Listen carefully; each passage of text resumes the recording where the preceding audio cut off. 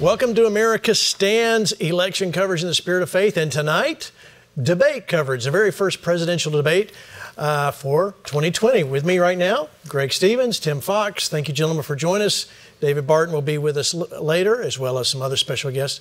All right, so let's get right into it. First off, I want to explain something. We are going to be showing you the debate in its entirety.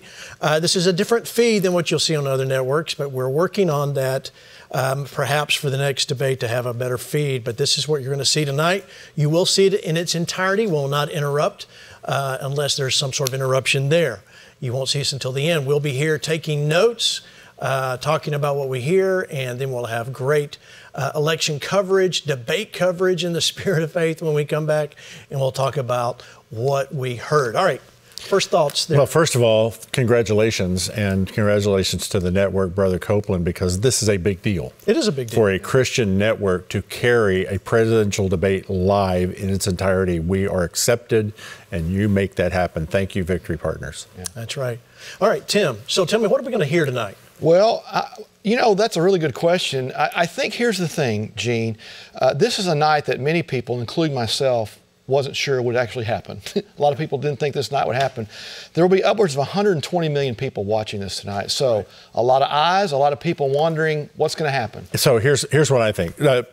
Joe Biden's been in Washington, D.C. for nearly 50 years. Right. He is a senator. He's used to talking. Debating is second nature to him. I don't think he will really flub it up. This is something he does. And so it'll be interesting to see the dynamic. He's an experienced debater. Yeah, absolutely. I was remembering, Tim, today in 2016, the vice presidential debate. He actually did pretty well. Yeah, he's a very good debater. Very good debater, yeah. Turn on his feet. Of course, he's aged, and there's questions of that, questions of things in his ears or breaks during the night. We'll see what happens, and you get to be right here with us first. All right, so there's 15 minutes per topic, 90-minute debate. Explain the topics. The different topics, they're going to talk about, well, obviously, the candidates' track records. The Supreme Court will come up for certain, which is very relevant to today right now. The coronavirus pandemic will also come up as well. The economy will be a factor. Race and violence in our cities, and the integrity of our elections with all the mail-in ballots. Yeah, Tim, you know, that last one is probably actually one of the most important topics, is the integrity of the election. I mean, we're seeing even in Wisconsin tonight, they've extended to the 9th. Yeah. So there's going to have to be such an overwhelming tidal wave of votes for one or the other for there to be for there to be a decision on November 3rd. Right. Yes. Otherwise, we're going to be going past November 3rd a week, 2 weeks. Who knows? You know, it could go longer than that. That's right. And ladies and gentlemen, we are watching the feed here. So as soon as things happen, we're going to turn it over to Chris Wallace, TV anchor and journalist for Fox News. We broke news today about ballots that were out there, people paying to people to fill out ballots. So there's going to be a lot of lawyers and a lot of things. And so this is why you need to go vote in person. Make sure you get out and vote and register now. And stay tuned to Victory Channel, because we will be covering every debate and the vice presidential debate all the way in special programmings with Flashpoint and, of course, America Stands Weekly right here, Victory Channel, every week until the election, and probably after the election until we have a decision for sure. So many great things happening.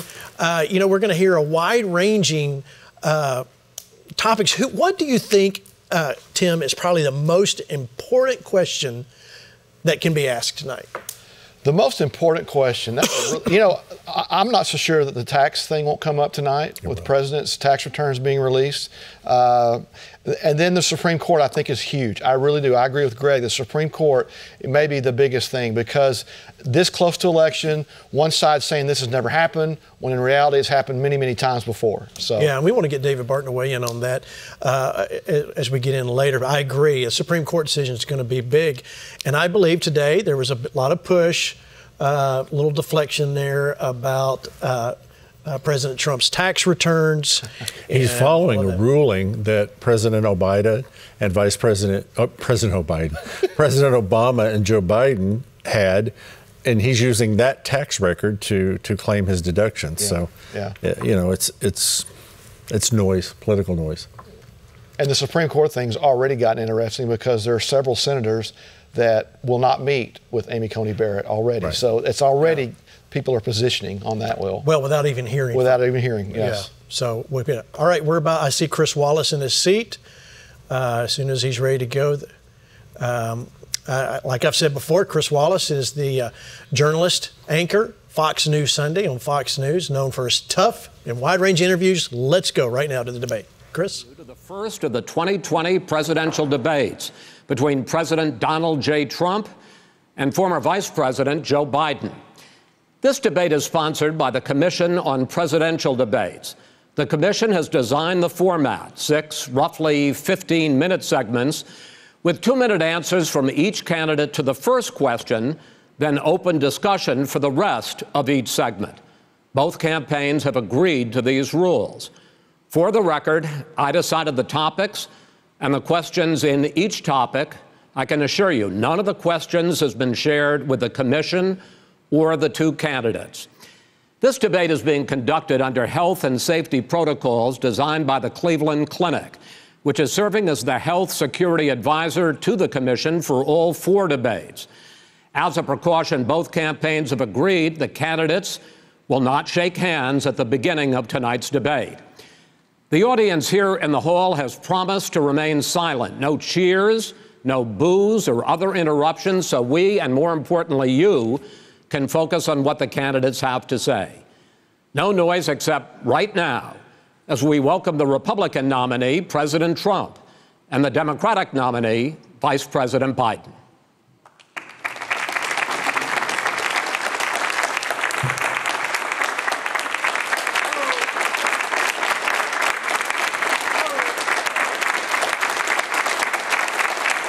How you doing, man? How are you? I'm well.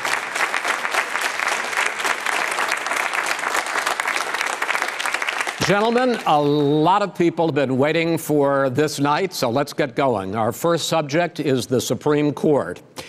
President Trump, you nominated Amy Coney Barrett over the weekend to succeed the late Ruth Bader Ginsburg on the court.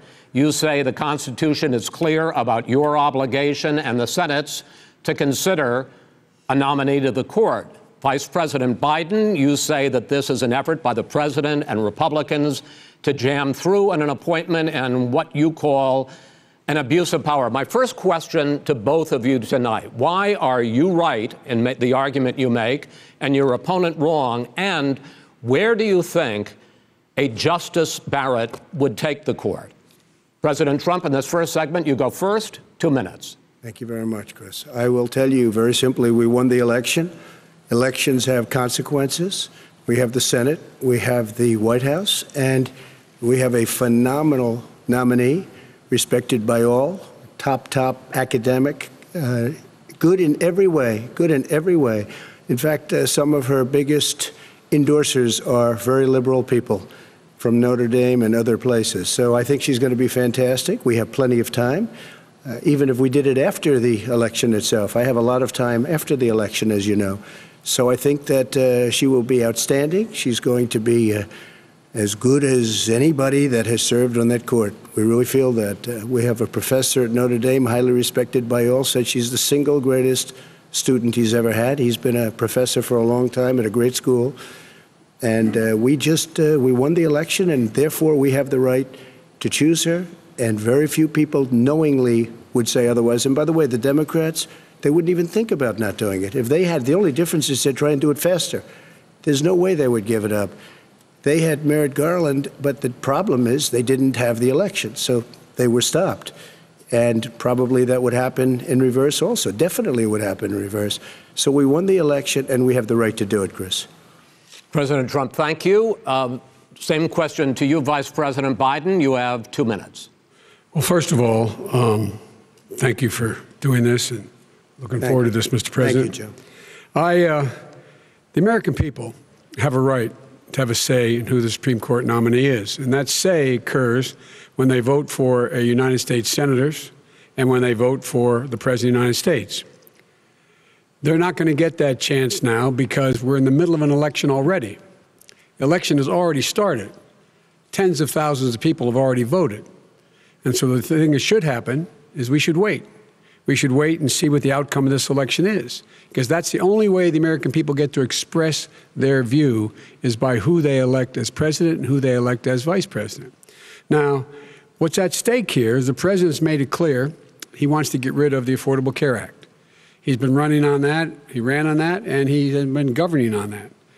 He's in the Supreme Court right now trying to get rid of the Affordable Care Act, which will strip 20 million people from having insurance, health insurance now, if it goes into court, and the justice, and I'm not opposed to the justice. She seems like a very fine person, but she's written before she went on the bench, which is her right, that she thinks that the Affordable Care Act is not constitutional. The other thing that's on the court, and if it's struck down, what happens? Women's rights are fundamentally changed. Once again, a woman could be pay more money because she has a pre-existing condition of pregnancy. They were able to charge a woman more for the same exact procedure a man gets. And that ended when we, in fact, passed the Affordable Care Act. And there's 100 million people who have pre-existing conditions, and they'll be taken away as well. Those pre-existing conditions, the insurance companies are going to love this. And so it's just not appropriate to do this before this election. If he wins the election and the Senate is Democrat or Republican, then he goes forward. If not, we should wait until February. All right. There aren't 100 million people with pre-existing conditions. As far as the say is concerned, the people already had their say. Okay, Justice Ginsburg said very powerfully, very strongly, at some point, 10 years ago or so, she said a president and the Senate is elected for a period of time, but a president's elected for 4 years. We're not elected for 3 years. I'm not elected for 3 years. So we have the Senate, we have a president. He's elected to the next election. during that period of time, we have an opening. I'm not elected for 3 years. I'm elected for 4 years. And the 100 million people, Joe, the 100 million people is totally wrong. I don't know where you got that number. The bigger problem that you have is that you're going to extinguish 180 million people with their private health care that they're very happy with. That's simply not true. Well, you're certainly going to socialist. You're going to socialist medicine. We're now into, gentlemen, we're now into open discussion. Open discussion. Open discussion. Yes, I agree. Go ahead, Vice President. Number one, he knows that what I proposed. What I proposed is that we expand Obamacare and we increase it. We do not wipe any. And one of the big debates we had with 23 of my colleagues trying to win the nomination that I won were saying that Biden wanted to allow people to have private insurance still. They can. They do. They will under my proposal. It's not what you've said, and it's not what your party has said. That is simply your party a lie. Doesn't say it. Your party wants to go socialist medicine. My party is and me. socialist right healthcare. Now, I am and the they're going to dominate party. you, Joe. You know that. I am the Democratic Party right now. The platform of the Democratic Party is what I, in fact, approved of. What I approved of. Now, here's the deal. The deal is that it's going to wipe out pre-existing conditions. And by the way, the 200,000 people that have died on his watch, how many of those have survived? Well, there's 7 million people that contracted COVID. What does it mean for them going forward if you strike down the Affordable Care Act? Joe, you've had 308,000 military people dying because you couldn't provide them proper health care in the military. So don't tell me about this. I'm happy to talk about this. And if you were here, it wouldn't be 200. It would be 2 million people because you were very late on the draw. You didn't want me to ban China, which was heavily infected. You didn't want me to ban gentlemen, Europe, which was heavily infected. You would have been much later, Joe. Mr. President, much later. Mr. President. You're talking about 2 million people. You're not Mr. President, as the moderator, we are going to talk about COVID in the next segment, but go ahead. Let me finish. The point is that the president also is opposed to Roe v. Wade. That's on the ballot as well in the court. And so that's also at stake right now. And so the election is already begun. You don't know it's on the ballot. Why is it on the ballot? Because why is it on the ballot? It's not on the ballot. It's on the ballot in the court. I don't think so. In the court. Well, there's nothing happening there. Donald, would you just don't know her view on Roe v. Wade. I don't know her view. Well, all right. Let's talk. We got a lot to unpack here, gentlemen. We got a lot of time. So on health care, and then we'll come back to Roe v. Wade. All right. Mr. President, the Supreme Court will hear a case a week after the election in which the Trump administration, along with 18 state attorneys general, are seeking to overturn Obamacare, to end Obamacare. You have spent the last... Because they want to give good health care. If I may ask my question, sir. Good health care. Over the last 4 years, you have promised to repeal and replace Obamacare, but you have never in these 4 years come up with a plan, a comprehensive plan to replace Obamacare. Of course I have.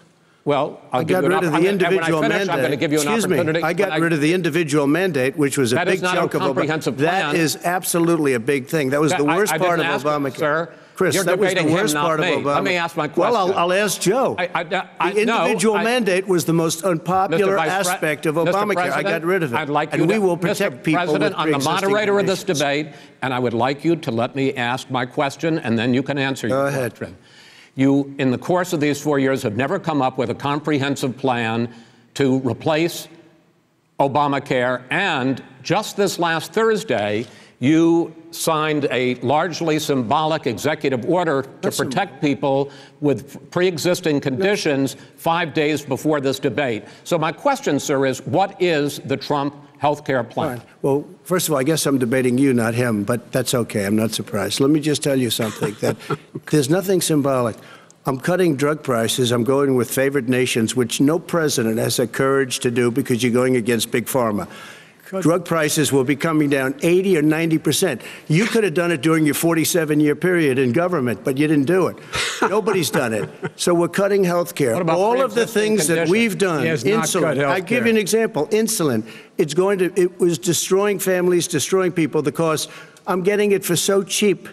It's like water, you want to know the truth. So cheap. Take a look at all of the drugs what we're doing, prescription drug prices. We're going to allow our governors now to go to other countries to buy drugs because they pay just a tiny fraction. As I say, this is open discussion. No, let me ask you about, this you'll is be happy, big stuff. Sir, you'll be happy. I'm about to pick up on one of your points to ask the vice president, which is he points out that you would like to add a public option to Obamacare, and the argument that he makes and other Republicans make is that that is going to end private insurance. It is and not. Well, if I can ask you the question, it will end. Not what your party says, by the way. It will end private insurance and create a government takeover of health care. It does not. It's only for those people who are so poor they qualify for Medicaid. They can get that free in most states, except governors who want to deny people who are poor Medicaid. Anyone who qualifies for Medicare Medicaid would automatically be enrolled in the public option. The vast majority of the American people would still not be in that option, number one. Joe, you agreed with Bernie Sanders, who's far left, on the manifesto, we call it, and that gives you socialized medicine. Look, hey, I'm not going to listen to him. The fact of the matter is, I beat Bernie Sanders. Not by much. I beat him a whole hell of a lot. I'm here standing facing you, old buddy. Pocahontas would have left 2 days early. You would have lost every primary. All he knows how to do is Super Tuesday. You got very lucky. Here's the deal. I got very lucky. I'm going to get very lucky tonight as well. And tonight I'm going to make sure, because here's the deal. Here's the deal. The fact is that everything he's saying so far is simply a lie. I'm not here to call out his lies. Everybody knows he's a liar. But you I just want to make sure. Joe, you're the liar. I want to make sure. Graduated last in your class, not first in your class. I want to make sure. Mr. President, can you let him finish, sir? No, he doesn't know how to do that. He has, You'd be surprised. You picked You'd be surprised. the wrong guy, the wrong night at the wrong time. Listen, you agreed with Bernie Sanders to the manifesto. The whole idea. Let him. There is no manifesto, number one. Please let him speak, Mr. President. Number two. You just lost the left. Number two. You just lost the left. You agreed with Bernie Sanders on a plan. Folks, absolutely folks, do you have any idea what this clown's doing? They call it do you have any idea? Socialized medicine. Mr. President. I'll tell you what. He is not for any help for people needing health care. Because he, in fact, already has cost 10 million people their health care that they had from their employers because of his recession. Number one. Number two, there are 20 million people getting health care through Obamacare now that he wants to take it away. He won't ever look you in the eye and say that's what he wants to do. Take it away. No, I want to give them better health care at a much lower price because Obamacare he doesn't know how. He doesn't know how to do that. I've already fixed it. He has never offered a plan. I've already fixed it to an extent. He has never never done a as you single might thing. know, but probably don't. Gentlemen, you realize if you're both speaking at the same time, and it's too expensive. Let the president. Go ahead, sir. Obamacare is no good. We made it better, and I had a choice to make very early on. We took away the individual mandate. We guarantee pre-existing conditions, but took away the individual mandate. Listen, this is the way it is, and that destroyed.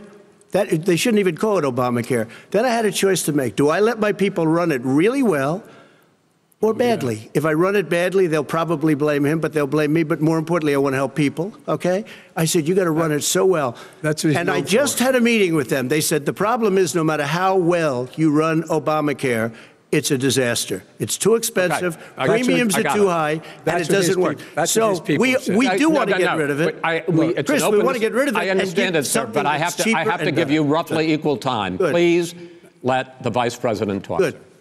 He has no plan for health care. Of course we do. He sends out wishful thinking. He has executive orders that have no power. He hasn't lowered drug costs for anybody. He's been promising a health care plan since he got elected. He has none, like almost everything else he talks about. He does not have a plan. He doesn't have a plan. And the fact is, this man doesn't know what he's talking about. All right. I have one final question for you, sure. Mr. Vice President.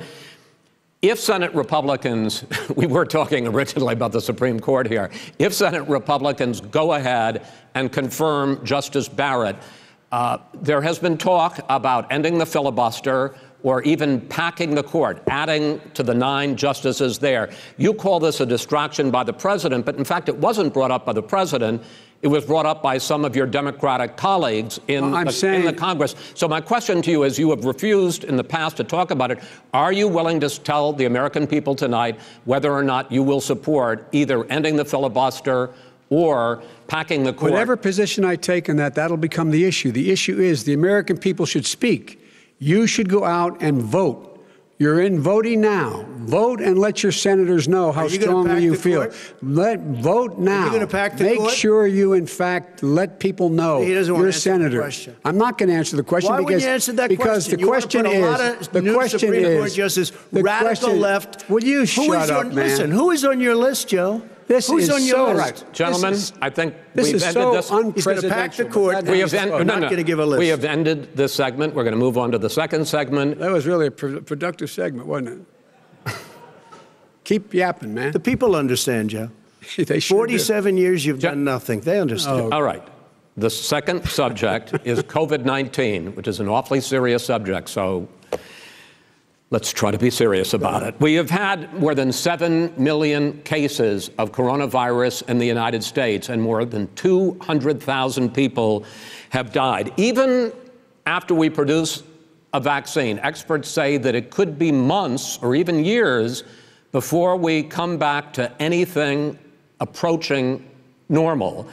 My question for both of you is, based on what you have said and done so far, and what you have said you would do starting in 2021, why should the American people trust you more than your opponent to deal with this public health crisis going forward? In this case, the question goes to you first, sir. 2 minutes uninterrupted. Good luck. 200,000 dead. As you said, over 7 million infected in the United States. We, in fact, have 4% of the world's population, 20% of the deaths. 40,000 people a day are contracting COVID. In addition to that, about between 750 and 1,000 people a day are dying. When he was presented with that number, he said, it is what it is. Well, it is what it is because you are who you are. That's why it is. The president has no plan. He hasn't laid out anything. He knew all the way back in February how serious this crisis was. He knew it was a deadly disease. What did he do? He's on tape as acknowledging he knew it. He said he didn't tell us or give people a warning of it because he didn't want to panic the American people. You don't panic. He panicked. In addition to that, what did he do? He went in and we were insisting that the Chinese, the people we had on the ground in China should be able to go to Wuhan and determine for themselves how dangerous this was. He did not even ask Xi to do that. He told us what a great job she was doing. He said we owe him a debt of gratitude for being so transparent with us. And what did he do then? He then did nothing. He waited and waited and waited. He still doesn't have a plan. Wrong. I laid out Sir, back in March exactly So what we wrong. should be doing. And I laid out again in July what we should be doing. We should be providing all the protective gear possible. We should be providing the money the House has passed in order to be able to go out and get people the help they need to keep their businesses open schools that cost a lot of money. You should get out of your bunker and get out of the sand trap and get in your golf course and go in the Oval Office and bring together the Democrats and Republicans and fund what needs to be done now to save lives. So if we would have listened to you. You have 2 minutes, sir. If we would have listened to you, the country would have been left wide open. Millions of people would have died, not 200,000, and one person is too much. It's China's fault. It should have never happened. They stopped it from going in, but it was China's fault. And by the way, when you talk about numbers, you don't know how many people died in China. You don't know how many people died in Russia. You don't know how many people died in India. They don't exactly give you a straight count, just so you understand. But if you look at what we've done, I closed it, and you said he's xenophobic. He's a racist, and he's xenophobic because you didn't think I should have closed our country. No, Wait a minute. It says 2 minutes. You didn't think we should have closed our country because you thought it was terrible. You wouldn't have closed it for another 2 months. By my doing it early, in fact, Dr. Fauci said, President Trump saved thousands of lives. Many of you Democrat governors said, President Trump did a phenomenal job. We worked with the governor. Oh, really? Go take a look. The governors said I did a phenomenal job. Most of them said that. In fact, people that would not be necessarily on my side said that. President Trump did a phenomenal job. We did. We got the gowns. We got the masks. We made the ventilators. You wouldn't have made ventilators. And now we're weeks away from a vaccine. We're doing therapeutics already. Fewer people are dying when they get sick. Far fewer people are dying. We've done a great job. The only thing I haven't done a good job, and that's because of the fake news. No matter what you say to them, they give you bad press on it. It's just fake news. They give you good press. They give me bad press because that's the way it is, unfortunately. But let me just tell you something. I don't care. I've gotten used to it. But I'll tell you, Joe, you could never have done the job that we did. You don't have it in your blood. You could have never done that job. I know how to do the job. I know how to get the job Well, you done. didn't do very well in swine flu. H1N1, you were a disaster. Your own chief of staff said you were a disaster. 14,000 people died, not 200,000. There was no economic recession. Sir, you made a There was no recession. You made a point. Let him answer. And there was we didn't shut down the economy. This is his economy he's shut down. The reason it's shut down is because, look, you folks at home, how many of you got up this morning and had an empty chair at the kitchen table because someone died of COVID? How many of you were in a situation where you lost your mom or dad and you couldn't even speak to them? You had a nurse holding a phone up so you could, in fact, say goodbye. You would have lost far more people. Far more people. And, you would have been and by the way, months late. his own CDC director says we could lose as many as another 200,000 people between now and the end of the year. And he held up. He said, if we just wear a mask, we can save half those numbers. Just a mask.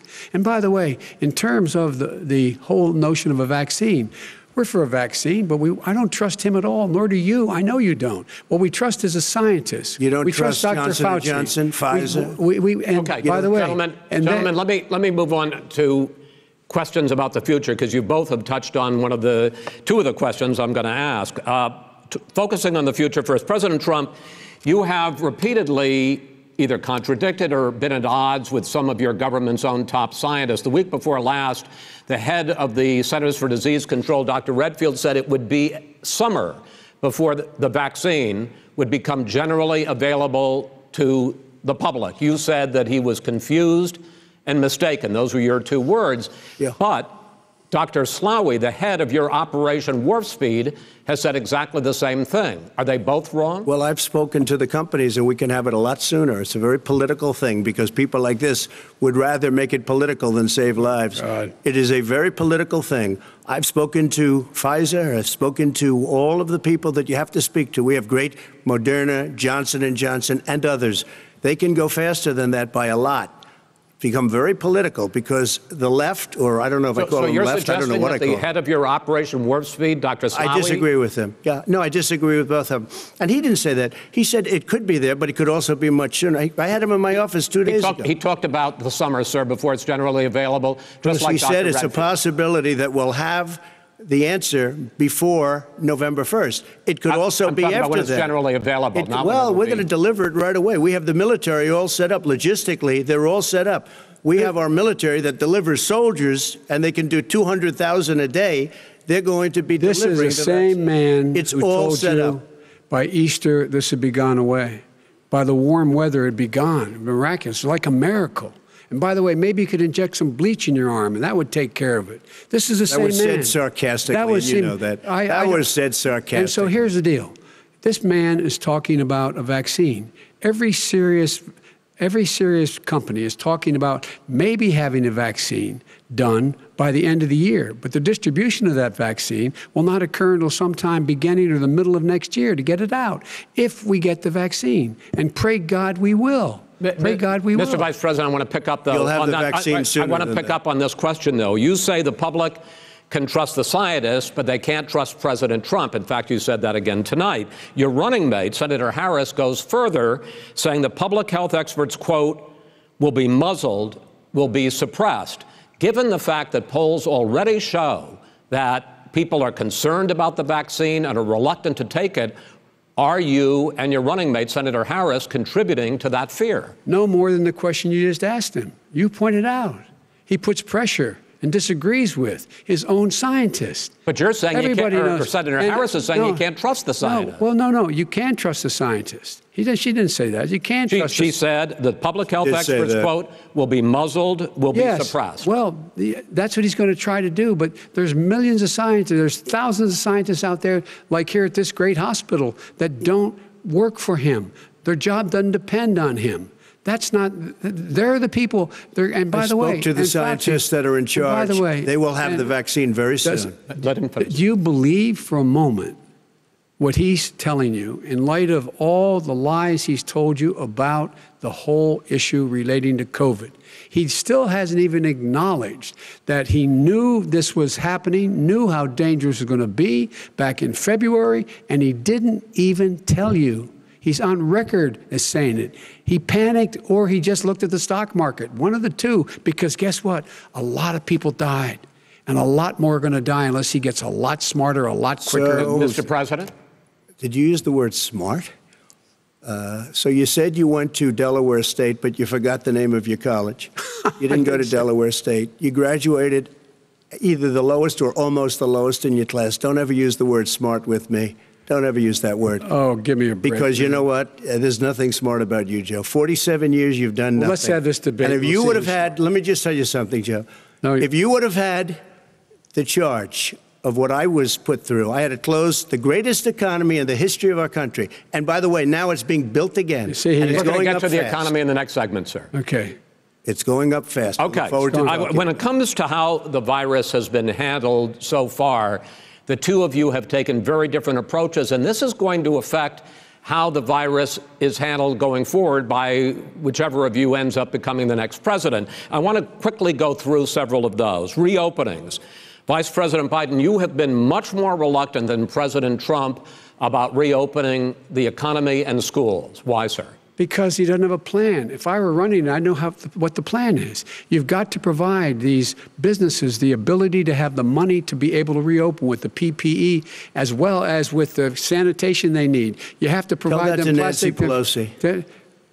Well, he's just shush for a minute. Tell it to Nancy Pelosi. And Schumer, by the way, Chuck. Nancy Pelosi and Schumer, they have a plan. He won't even meet with them. The Republicans won't meet with him in the Senate. And he sits on his golf course. And well, I mean, literally, think about it. You probably play more than I do, Joe. What about this question of reopenings and the fact? Well, he wants to shut down this country, and I want to keep it open. And we did a great thing by shutting it down. Wait a minute, Joe. Let me shut you down for a second, Joe, just for 1 second. He wants to shut down the country. We just went through it. We had to because we didn't know anything about the disease. Now we found that elderly people with heart problems and diabetes and different problems are very, very vulnerable. We learned a lot. Young children aren't. Even younger people aren't. We've learned a lot. But he wants to shut it down. More people will be hurt by continuing. If you look at Pennsylvania, if you look at certain states that have been shut down, they have Democrat governors all. One of the reasons they're shut down is because they want to keep it shut down until after the election on November 3rd. I want to move on to another subject. I want to move on to another subject. But those states are not doing well that are shut down right now. Respond to that. President Trump, you have begun to increasingly question the effectiveness of masks as a disease preventer.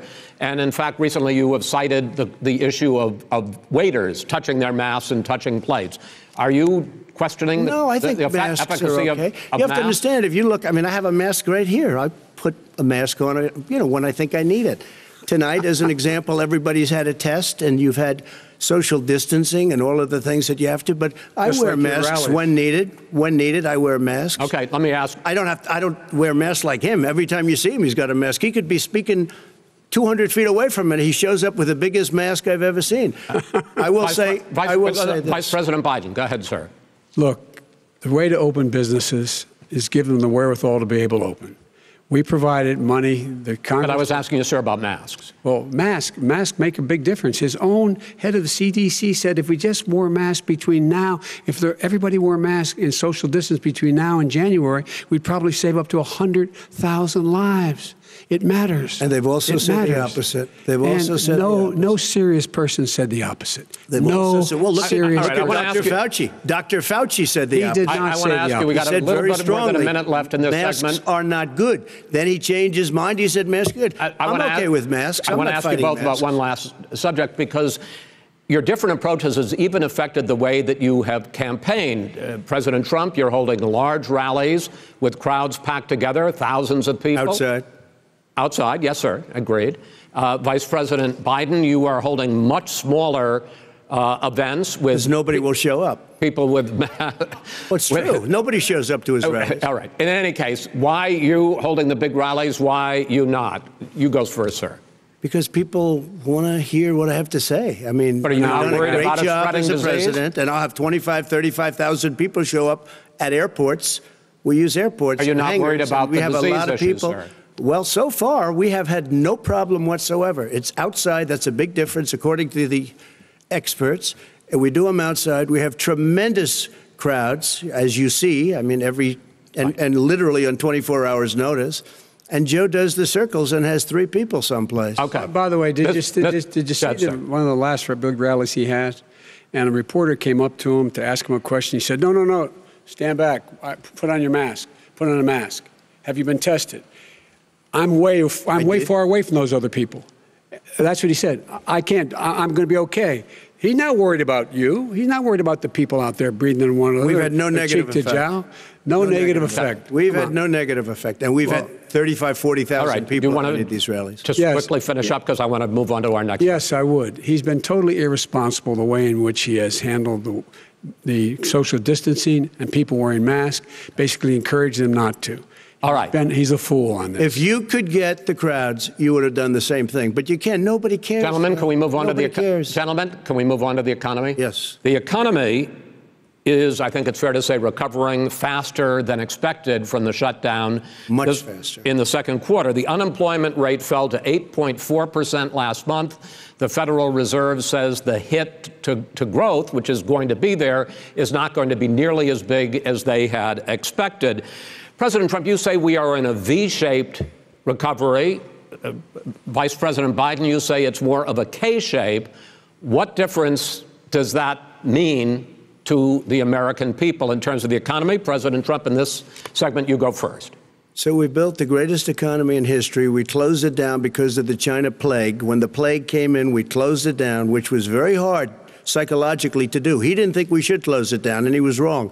And again, 2 million people would be dead now instead of still 204,000 people is too much. One person is too much. Should have never happened from China. But what happened is we closed it down, and now we're reopening, and we're doing record business. We had 10.4 million people in a 4-month period that we've put back into the workforce. That's a record the likes of which nobody's ever seen before. And he wants to close down he will shut it down again. He will destroy this country. You know, a lot of people, between drugs and alcohol and depression, when you start shutting it down, you take a look at what's happening at some of your Democrat-run states where they have these tough shutdowns. And I'm telling you, it's because they don't want to open it. One of them came out last week. You saw that. Oh, we're going to open up on November 9th. Why November 9th? Because it's after the election. They think they're hurting us by keeping them closed. They're hurting people. People know what to do. They can social distance. They can wash their hands. They can wear masks. They can do whatever they want. But they got to open these states up. When you look at North Carolina, and these governors are under siege, Pennsylvania, Michigan, and a couple of others, you got to open these states up. It's not fair. You're talking about almost it's like being in prison. And you look at what's going on with divorce, look at what's going on with alcoholism and drugs. It's a very, very sad thing. And he'll close down the whole country. This guy will close down the whole country and destroy our country. Our country is coming back incredibly well, setting records as it does it. We don't need somebody to come in and say, let's shut it down. All right. Your 2 minutes, sir. We're now moved to you. As I said, posing the question, the president says it's a V-shaped recovery. You say it's a K-shaped recovery. What's the difference? The difference is millionaires and billionaires like him in the middle of the COVID crisis have done very well. Billionaires have made another $300 billion because of his profligate tax proposal, and he only focused on the market.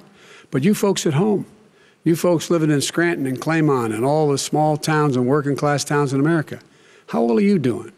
This guy paid a total of $750 in taxes. Sir, wait, no, sir, it's just wrong statement. Yeah, I understand. You've agreed to the 2 minutes, so please let him have it. Do I get my time back? The fact is that he has, in fact, worked on this in a way that he's going to be the first president of the United States to leave office having fewer jobs in his administration than when he became president. Fewer jobs than when he became president. First one in American history. Secondly, the people who have lost their jobs are those people who have been on the front lines, those people who have been saving our lives, those people who have been out there dying, people who've been putting themselves in the way to make sure that we could all try to make it. And the idea that he is insisting that we go forward and open when you have almost half the states in America with a significant increase in COVID deaths and COVID cases in the United States of America. And he wants to open it up more. Why does he want to open it up? Why doesn't he take care of the American? You can't fix the economy until you fix the COVID crisis. And he has no intention of doing anything about making it better for you all at home in terms of your health and your safety. Schools. Why aren't schools open? Because it costs a lot of money to open them safely. You know, they were going to give, his administration was going to give the teachers and school students masks. And then they decided, no, couldn't do that because it's not a national emergency. Not a national emergency. They've done nothing to help small businesses. Nothing. They're closing. 1 in 6 is now gone.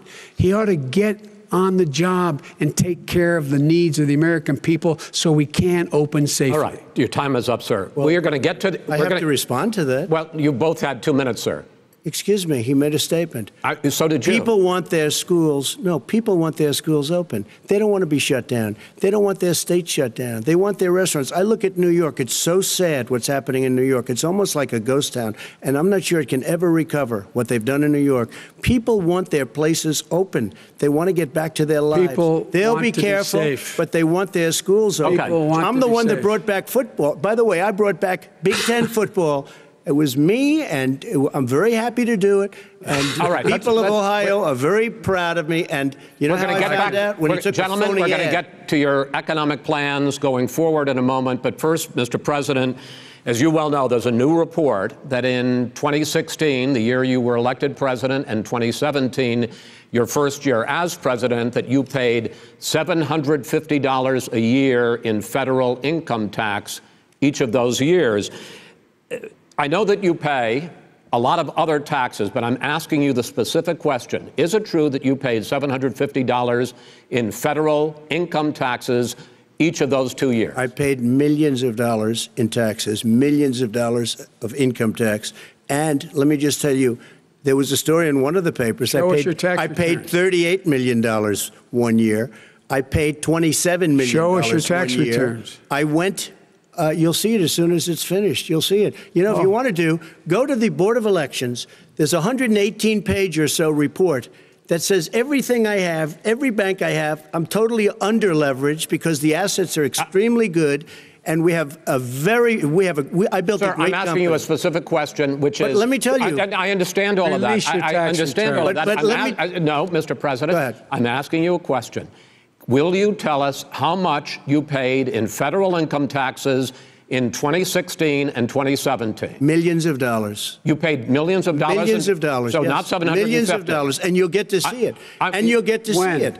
But let me just Inshallah? tell you, Chris, let me just tell you something, that it was the tax laws. I don't want to pay tax. Before I came here, I was a private developer. I was a private business people. Like every other private person, unless they're stupid, they go through the laws, and that's what it is. He passed a tax bill that gave us all these privileges for depreciation and for tax credits. We build a building and we get tax credits, like the hotel on Pennsylvania Avenue. You get a massive, which, by the way, was given to me by the Obama administration, if you can believe that. Now, the man got fired right after that happened. But Vice President Biden, you want to respond? Yeah, I do want to respond. Look, the tax code that made him, put him in a position that he pays less tax than a school teacher makes on the money a school teacher makes is because of him he says he's smart because he can take advantage of the tax code. And he does take advantage of the tax code. That's why I'm going to eliminate the Trump tax cuts. And I'm going to eliminate those tax cuts and make sure that we invest in the people who, in fact, need the help. People out there need help. But why didn't you do it over the last 25 years? Because you weren't president. Because you weren't president screwing things up. You were a senator. And You're by the way, worst you were president America has ever had. Hey, Come Joe, on. let me just tell you, Joe. I've done more in 47 months. I've done more than you've done in 47 years, Joe. We've done things that you never even thought of doing, including fixing the broken military that you gave me, including taking care of your vets. Mr. President, we're talking about the economy. I'd like to ask you about your plans going forward because, Mr. Vice President, your economic plan, if you were to be elected president, focuses a lot on big government, big taxes, big spending. I want to focus first on the taxes.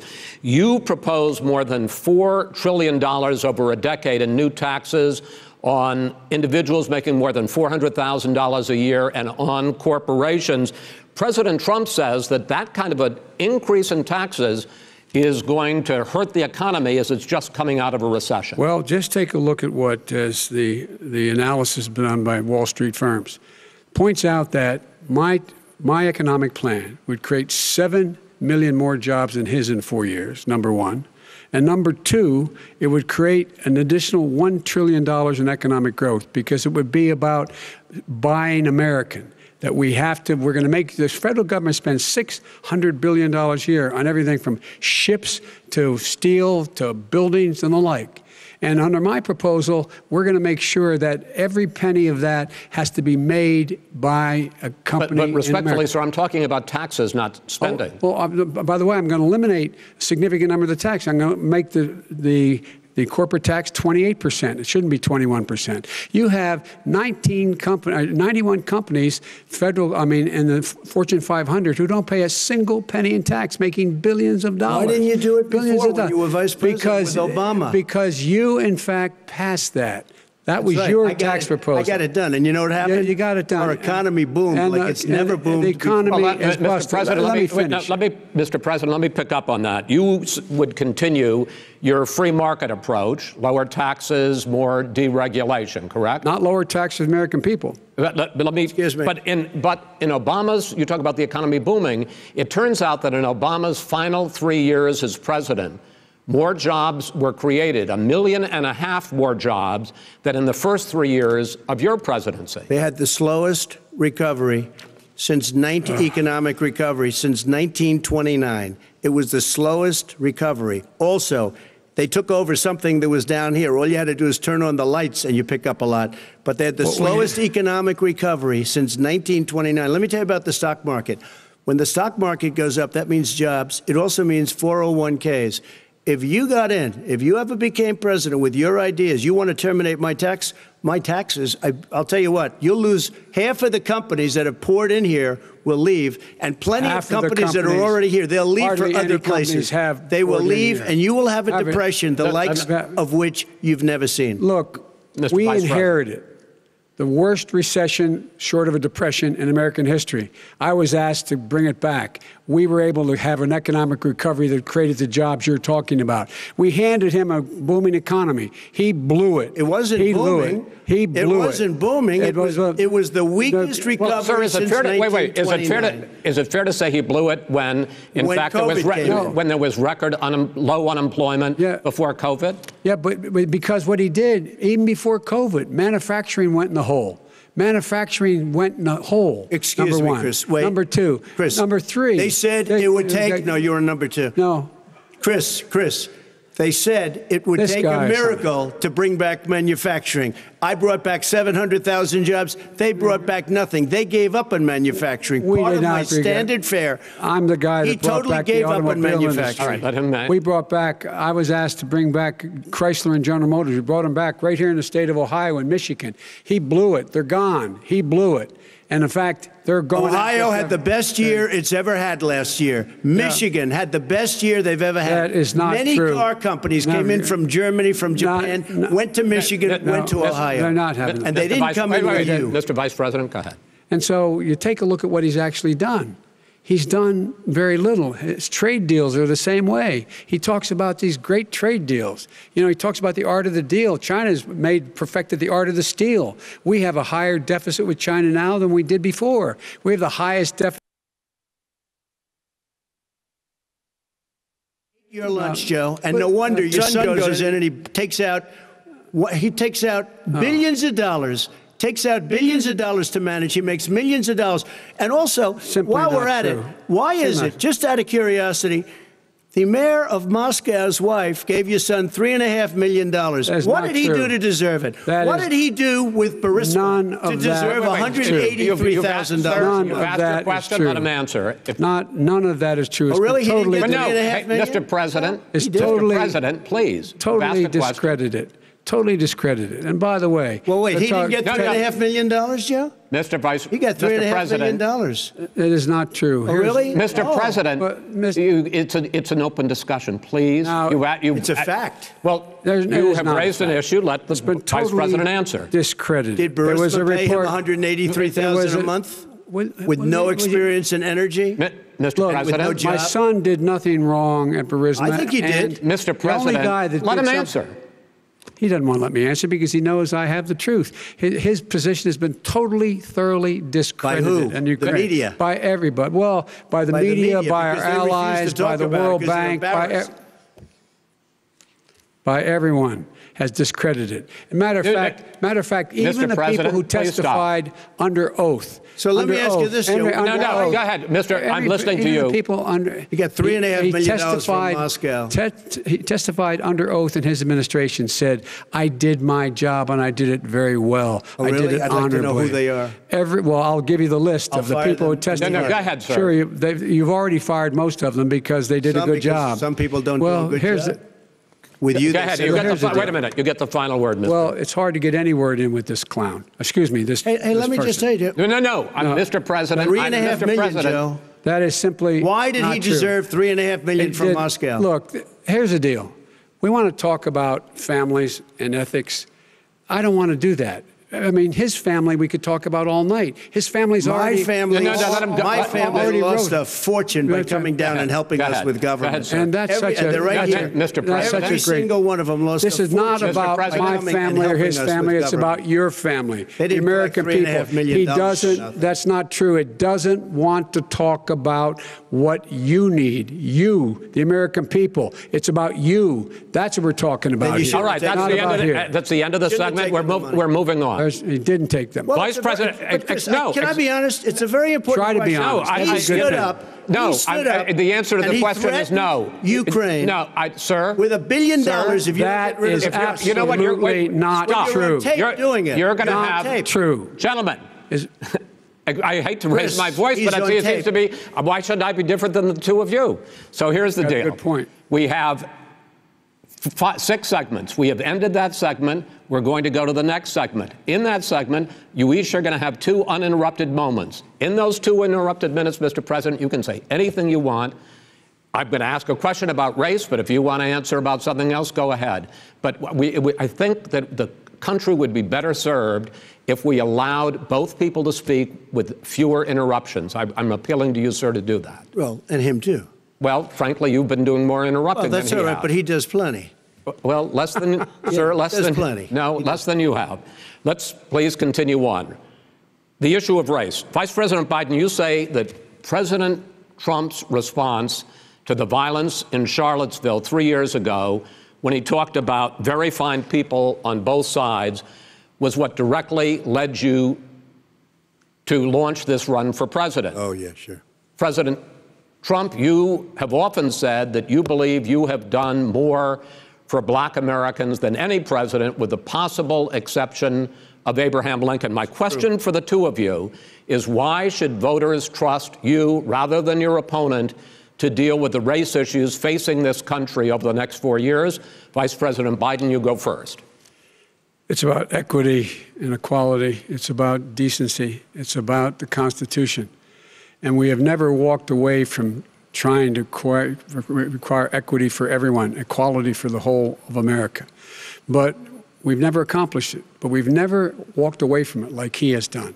It is true. The reason I got in the race is when those people, close your eyes, remember what those people look like coming out of the fields carrying torches, their veins bulging, just spewing anti-Semitic bile, and accompanied by the Ku Klux Klan. A young woman got killed.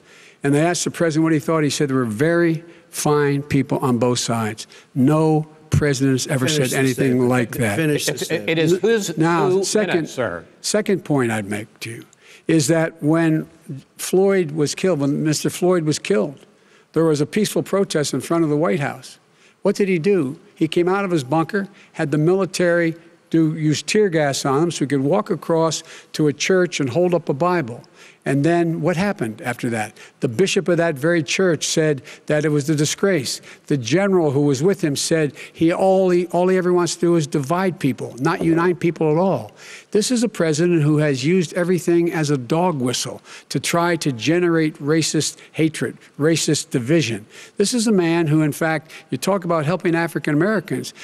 1 in 1,000 African Americans has been killed because of the coronavirus. And if he doesn't do something quickly, by the end of the year, 1 in 500 will have been killed. 1 in 500 African Americans.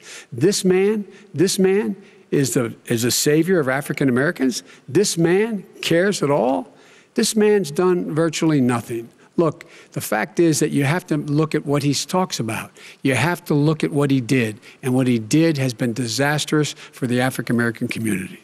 So, President Trump, you have 2 minutes. Why should Americans trust you over your opponent to deal with racism? he did a crime bill, 1994, where you call them super predators, African Americans, the super predators, and they've never forgotten it. They've never forgotten it, Joe. No, sir, it's his 2 minutes. So you did that, and they call you a super predator, and I'm letting people out of jail now that you have treated the African American population community, you have treated the black community about as bad as anybody in this country. You did the and that's why, if you look at the polls, I'm doing better than any Republican has done in a long time, because they saw what you did. You call them super predators, and you've called them worse than that. Because you look back at your testimony over the years, you've called them a lot worse than that. As far as the church is concerned, and as far as the generals are concerned, we just got the support of 250 military leaders and generals, total support. Law enforcement, almost every law enforcement group in the United States. I have Florida, I have Texas, I have Ohio, I have Portland. The sheriff just came out today and he said, I support President Trump. I don't think you have any law enforcement. You can't even say the word law enforcement, because if you say those words, you're going to lose all of your radical left supporters. And why aren't you saying those words, Joe? Why don't you say the words law enforcement? Because you know what? If they called us in Portland, we would put out that fire in a half an hour, but they won't do it because they're run by radical left Democrats. If you look at Chicago, if you look at any place you want to look, Seattle, They heard we were coming in the following day, and they put up their hands, and we got back Seattle. Minneapolis, we got it back, Joe, because we believe in law and order, but you don't. The top 10 cities and just about the top 40 cities are run by Democrats and in many cases radical left. And they've got you wrapped around their finger, Joe, to a point where you don't want to say anything about law and order. And I'll tell you what, the people of this country want and demand law and order, and you're afraid to even say it. All right. I want to return to the question of race. Vice President Biden, after the grand jury in the Breonna Taylor case decided not to charge any of the police with homicide, you said it raises the question, quote, whether justice could be equally applied in America. Do you believe that there is a separate but unequal system of justice for blacks in this country? Yes, there is. There's systemic injustice in this country, in education and work and in law enforcement and the way in which it's enforced. But look, the vast majority of police officers are good, decent, honorable men and women. They risk their lives every day to take care of us. But there are some bad apples. And when they occur, when they find them, they have to be sorted out. They have to be held accountable. They have to be held accountable.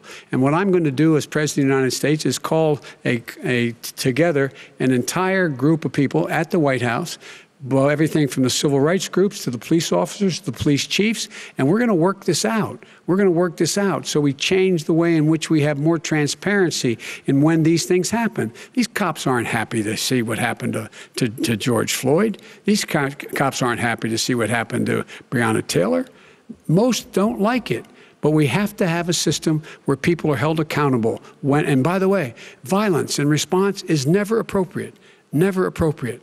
Peaceful protest is. Violence is never appropriate. All right, what is peaceful protest? When they run through the middle of a town and burn down your stores and kill people all over the place, that and you is say not peaceful peaceful. protest? President Trump, No, it's I'm not asking. but you say it is. President Trump, I'd like to continue with the issue of race. Please. I promise we're going to get to the issue of law and order in a moment. Fine. This month, your administration directed federal agencies to end racial sensitivity training that addresses white privilege or critical race theory. Why did you decide to do that, to end racial sensitivity training? And do you believe that there is systemic racism in this country, sir? I ended it because it's racist. I ended it because a lot of people were complaining that they were asked to do things that were absolutely insane, that it was a radical revolution that was taking place in our military, in our schools, all over the place, and you know it, and so does everybody else. Radical, and he would know. What is radical totally about racial sensitivity training, sir? If you were a certain person, you had no status in life. It was sort of a reversal. And if you look at the people, we were paying people hundreds of thousands of dollars to teach very bad ideas and, frankly, very sick ideas. And really, they were teaching people to hate our country. And I'm not going to do that. I'm not going to allow that to happen. We have to go back to the core values of this country. They were teaching people that our country is a horrible place, it's a racist place, and they were teaching people to hate our country. And I'm not going to allow that to happen. Vice President Biden? Nobody's doing that. He's the racist. You just don't know. Here's the deal. I know a lot more about this than he does. Let him finish. The fact is that there is racial insensitivity. People have to be made aware of what other people feel like, what insults them, what is demeaning to them. It's important that people know they don't want to. Many people don't want to hurt other people's feelings, but it makes a big difference. It makes a gigantic difference in the way a child is able to grow up and have a sense of self-esteem. It's a little bit like how this guy and his friends look down on so many people. They look down their nose on people like Irish Catholics like me and grew up in Scranton. They look down on people who don't have money. They look down on people who are of a different faith. They look down on people who are a different color. In fact, we're all Americans. The only way we're going to bring this country together is bring everybody together. There's nothing we cannot do if we do it together. We can take this on and we can defeat racism in America. President Trump, sir. During the Obama-Biden administration, there was tremendous division. There was hatred. You look at Ferguson, you go to many places. Look at Oakland. Look what happened in Oakland. Look what happened in Baltimore. Look what happened. Frankly, it was more violent than what I'm even seeing now. Oh, my But Lord. the reason is that ridiculous. the Democrats that run these cities don't want to talk like you about law and order. Violent and you crime, still haven't mentioned. Violent Are you crime. in favor of law and order? I'm in favor of law. You follow. Are you in favor of law and order? Go yes, ahead. I'm in favor. You asked a question. Let him finish. Law and order. Law and order. Let him answer. Law and order with justice, where people get treated fairly. Okay. And the fact of the matter is, violent crime went down 15% in our administration. All right. It's gone up on his watch. Went down much more in ours. All right, we're now. Mr. President, you're going to. Mr. President, every record in the Mr. book. President, you're going to be very happy because we're now going to talk about law and order. Places we had trouble were Democratic-run cities. That's exactly my question. There has been a dramatic increase in homicides in America this summer particularly, and you often blame that on Democratic mayors and Democratic governors, but in fact there have been equivalent spikes in Republican-led cities like Tulsa and Fort Worth. So the question is this really a party issue?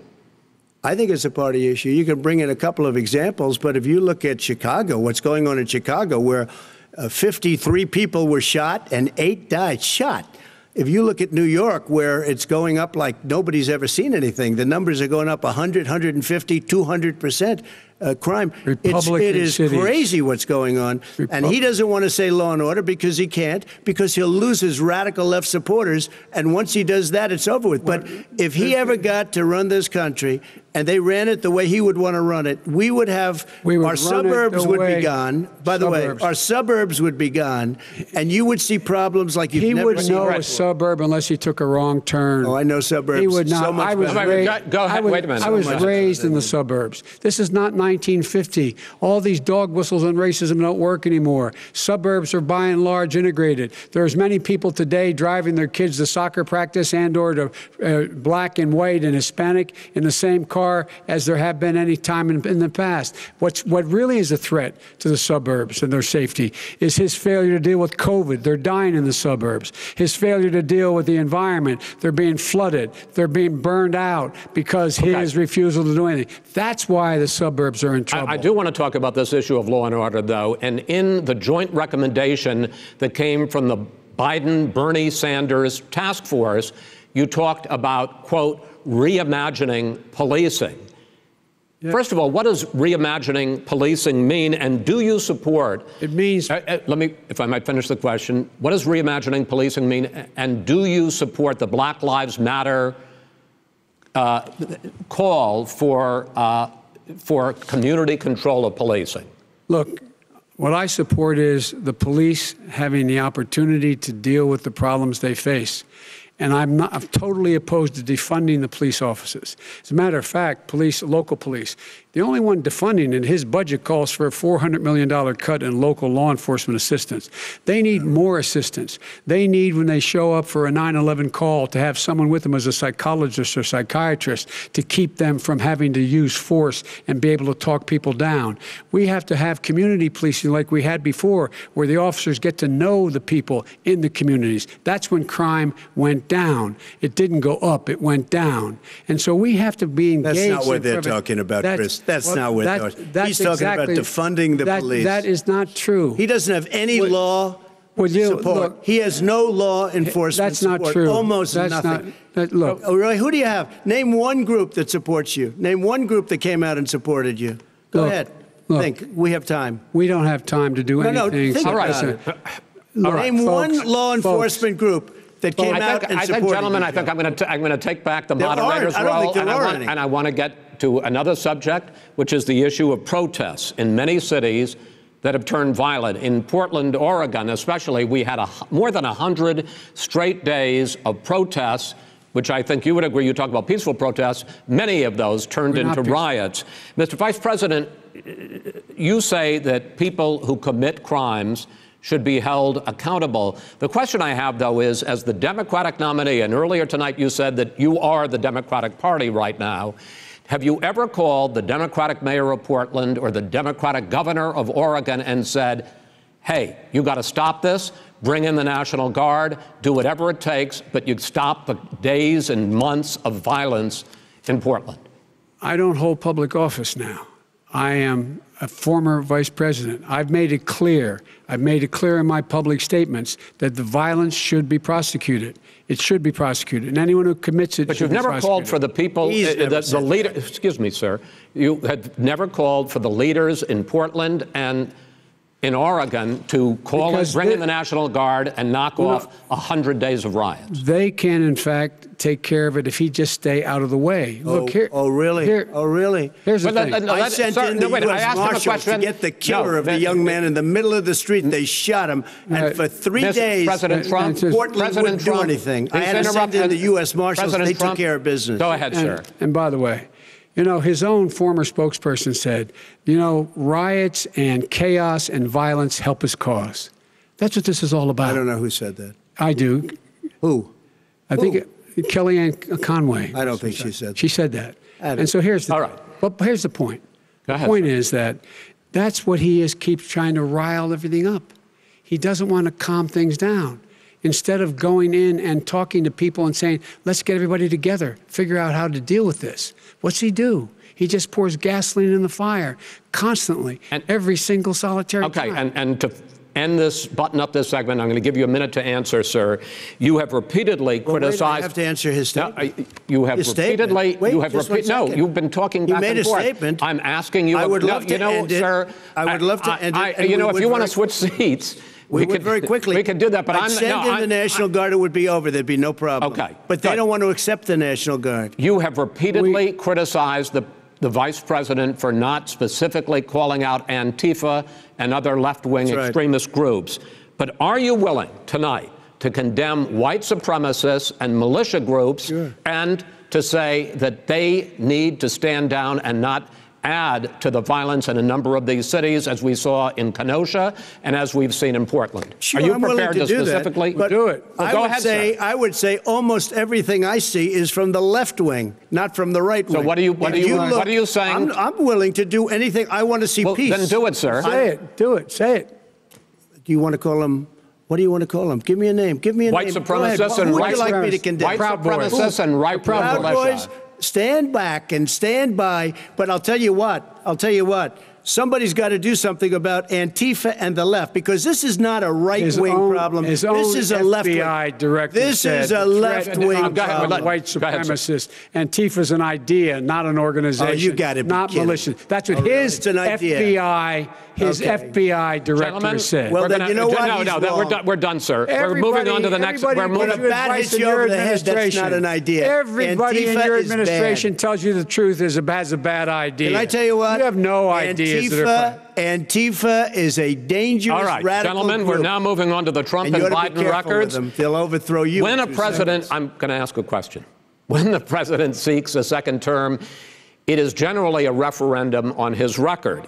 But Vice President Biden, you like to quote one of your dad's sayings, which is, don't compare me to the Almighty, compare me to the alternative. And in this case, sir, you are the alternative.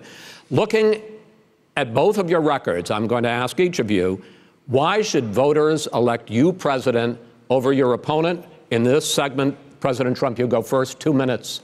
Because there has never been an administration or president who has done more than I've done in a period of 3.5 years. And that's despite the impeachment hoax. And you saw what happened today with Hillary Clinton, where it was a whole big con job. But despite going through all of these things, where I had to fight both flanks and behind me and above, there has never been an administration that's done what I've done. The greatest, before COVID came in, the greatest economy in history, lowest unemployment numbers. Everything was good. Everything was going. And by the way, there was unity going to happen. People were calling me for the first time in years. They were calling and they were saying, it's time maybe. And then what happened? We got hit, but now we're building it back up again. A rebuilding of the military, including Space Force and all of the other things. A fixing of the VA, which was a mess under him. 308,000 people died because they didn't have proper health care. He was a mess. And we now got a 91% approval rating at the VA, our vets. We take care of our vets. But we've rebuilt our military. The job that we've done, and I'll tell you something, some people say maybe the most important, By the end of the first term, I'll have approximately 300 federal judges and Court of Appeals judges, 300, and hopefully 3 great Supreme Court justices. That is a record, the likes of which very few people, and you know one of the reasons I'll have so many judges? Because President Obama and him left me 128 judges to fill. When you leave office, you don't leave any judges. That's like, you just don't do that. They left 128 openings, and if I were a member of his party, because they have a little different philosophy, I'd say if you left us 128 openings, you can't be a good president, you can't be a good vice president. But I want to thank you because it gives us almost, it'll probably be above that number by the end of this term. 300 judges, it's a record. Looking at both your records, why should voters elect you president as opposed to President Trump? You have 2 minutes uninterrupted. Under this president, we become weaker, sicker, poorer, more divided, and more violent. When I was vice president, we inherited a recession. I was asked to fix it. I did. We left him a booming economy, and he caused a recession. With regard to being weaker, the fact is that I've gone head-to-head with Putin and made it clear to him we're not going to take any of his stuff. He's Putin's puppy. He still refuses to even say anything to Putin about the bounty on the heads of American soldiers. Your son got $3.5 million. And by the way, my son... Wait a minute. Mr. President, your campaign agreed to both sides would get 2-minute answers uninterrupted. Well, your side agreed to it, and... why don't you observe what your campaign agreed to as a ground rule, okay, sir? He never keeps his word. Can you add no, I'm not asking. That was a rhetorical question. Can you add back 30 seconds? Yeah, yes, okay. You may have. All right. Go ahead. So, thirdly, we're poor. The billionaires have gotten much more wealthy by a tune of over $300 to $400 billion more just since COVID. You in the home, you got less. You're in more trouble than you were before. In terms of being more violent, when we were in office, there were 15% less violence in America than there is today. He's president of the United States. It's on his watch. And with regard to more divided, the nation can't stay divided. We can't be this way. And speaking of my son, the way you talk about the military, the way you talk about them being losers and being and just being suckers, my son was in Iraq. He spent a year there. He got the Bronze Star. He got the Conspicuous Service Medal. He was not a loser. He was a patriot, and the people left behind there were heroes. Really? And I resent. Are you talking about Hunter? Are you talking about Hunter? I'm talking about my son, Beau Biden. You're talking about. I don't know Beau. I know Hunter. Yeah, Hunter got thrown out of the military. He was thrown out, dishonorably discharged. That's not true. He wasn't dishonorably. Cocaine use. And he didn't have a job until you became vice president. Once you became vice president, he made a fortune in Ukraine, in China, in Moscow, that is simply and various not other places. True. He made a fortune. My son. And he didn't have a job. My son, like a lot of people we know at home, had a drug problem. He's overtaken it. He's fixed it. He's worked on it, and I'm proud of him. But why was he given tens of millions of dollars? But he wasn't given tens of millions of dollars. That is totally discredited. We've already been through. Totally discredited.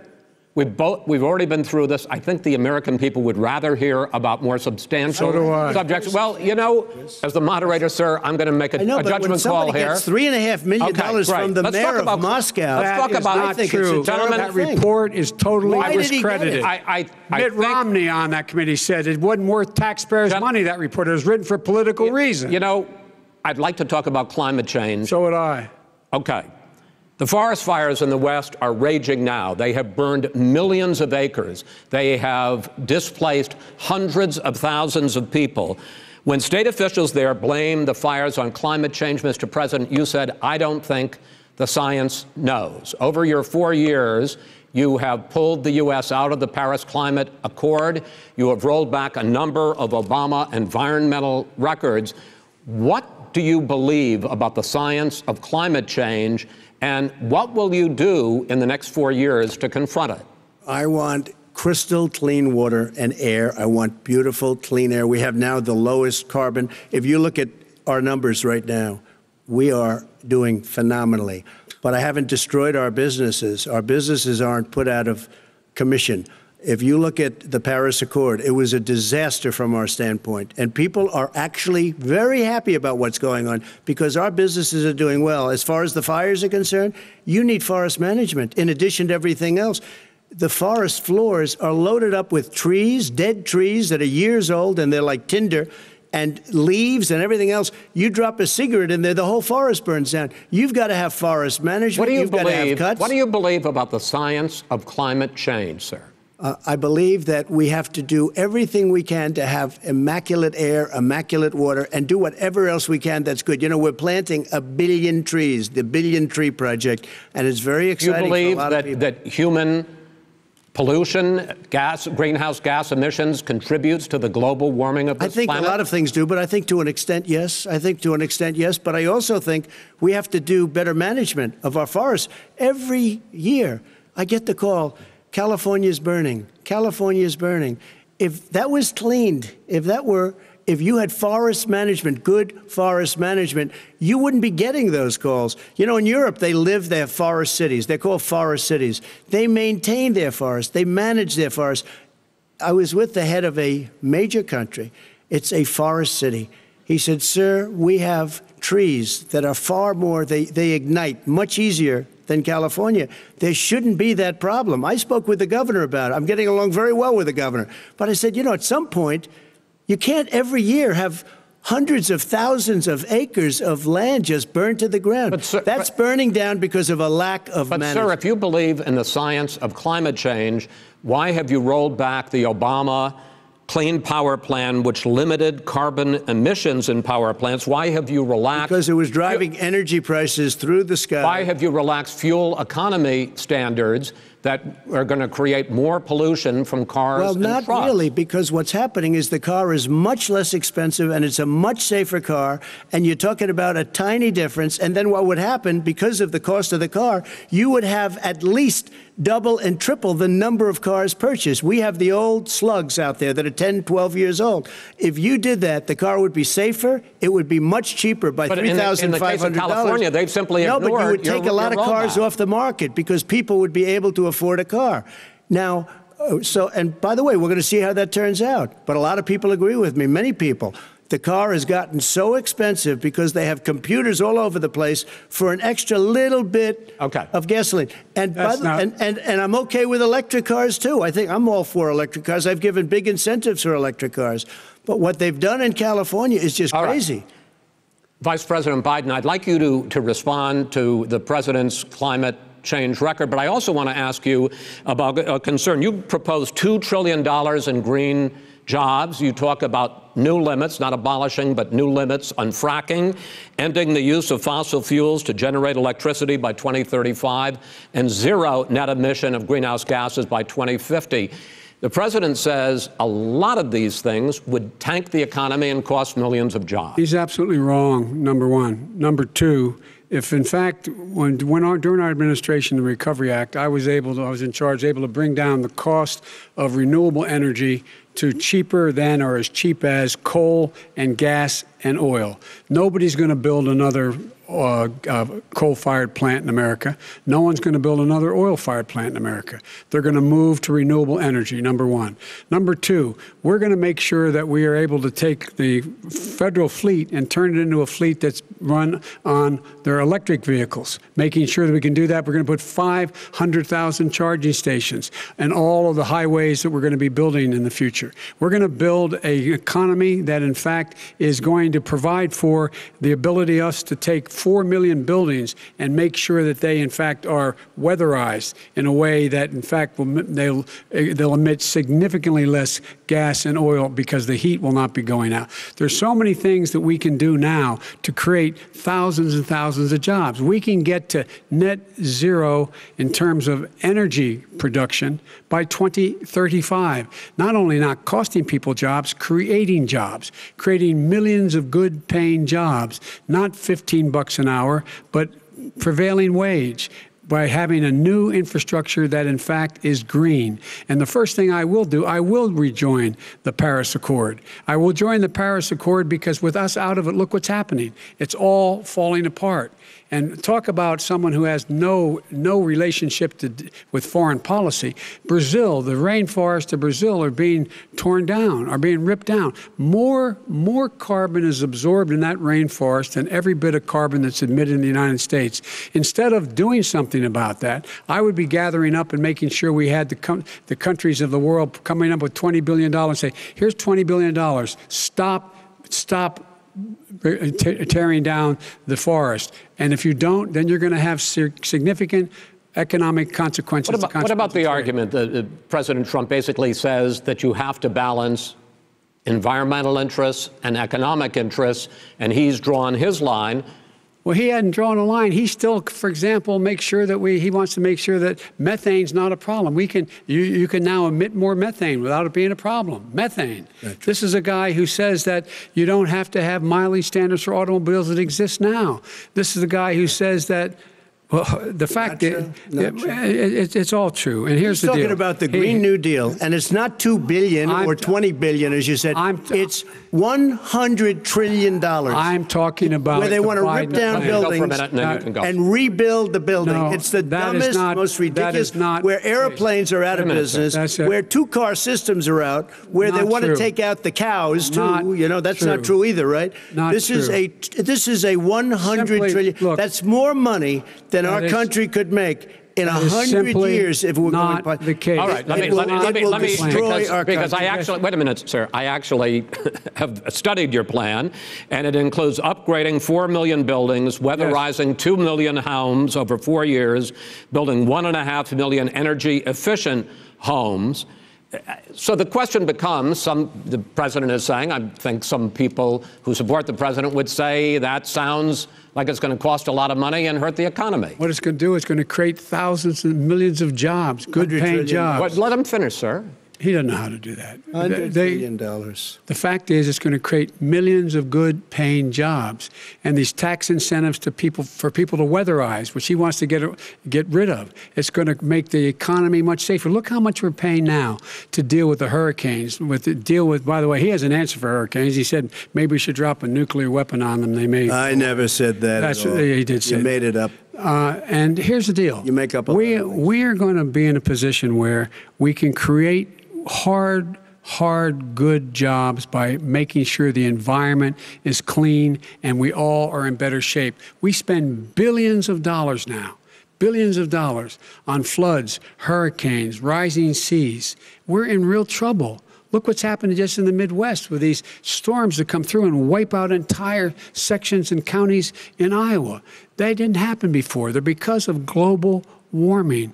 We make up 15% of the world's problem.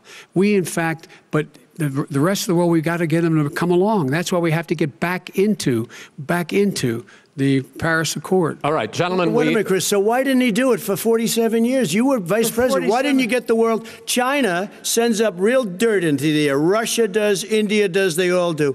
We're supposed to be good. And by the way, he made a couple of statements. The Green New Deal is $100 trillion, that is not $20 billion. My plan. That's the Green New you want to Deal rebuild every is building. Not my plan. I want to rebuild every. If he knew anything about, he made a statement about the military. He said I said something about the military. He and his friends made it up, and then they went with it. I never said it. Okay. That is what not he true. did Sir, is he you're done in this segment. He called the military stupid bastards. I did not say it on tape. He said stupid bastards. He said it. Stop. I would never say that. Play it. Go ahead. Mr. Vice President, answered his final question. The final question is, I can't remember which of all his rantings. I'm having a little trouble myself. But and about the economy and about this question of what it's going to cost. The economy. I mean, the Green New Deal and the idea of what your environmental changes will do. The Green New Deal will pay for itself as we move forward. We're not going to build plants that, in fact, are great polluting plants. So do you support the Green New Deal? Pardon me? Do you support that? No, I don't support the Green New Deal. Oh, you don't? Oh, well, that's a big statement. I support that means you just lost the radical left. I support the Biden plan that I put forward. Okay. the Biden plan, which is different than what he calls the radical Green New Deal. All right, gentlemen, final segment, election integrity. As we meet tonight, millions of Americans are receiving mail-in ballots or going to vote early. How confident should we be that this will be a fair election? And what are you prepared to do over the next 5+ weeks, because it'll not only be to Election Day, but also counting some ballots, mail-in ballots after Election Day? What are you prepared to do to reassure the American people that the next president will be the legitimate winner of this election? In this final segment, Mr. Vice President, you go first. Prepared to let people vote. They should go to iwillvote.com, decide how they're going to vote, when they're going to vote, and what means by which they're going to vote. His own Homeland Security Director, and as well as the FBI Director, says there is no evidence at all that mail-in ballots are a source of being manipulated and cheating. They said that. The fact is that there are going to be millions of people because of COVID that are going to be voting by mail-in ballots, like he does, by the way. He sits behind the Resolute desk and sends his ballot to Florida, number one. Number two, we're going to make sure that those people who want to vote in person are able to vote, because enough poll watchers are there to make sure they can socially distance. The polls are open on time, and the polls stay open until the votes are counted. And this is all about trying to dissuade people from voting, because he's trying to scare people into thinking that it's not going to be legitimate. Show up and vote. You will determine the outcome of this election. Vote, vote, vote. If you're able to vote early in your state, vote early. If you're able to vote in person, vote in person. Vote whatever way is the best way for you, because he cannot stop you from being able to determine the outcome of this election.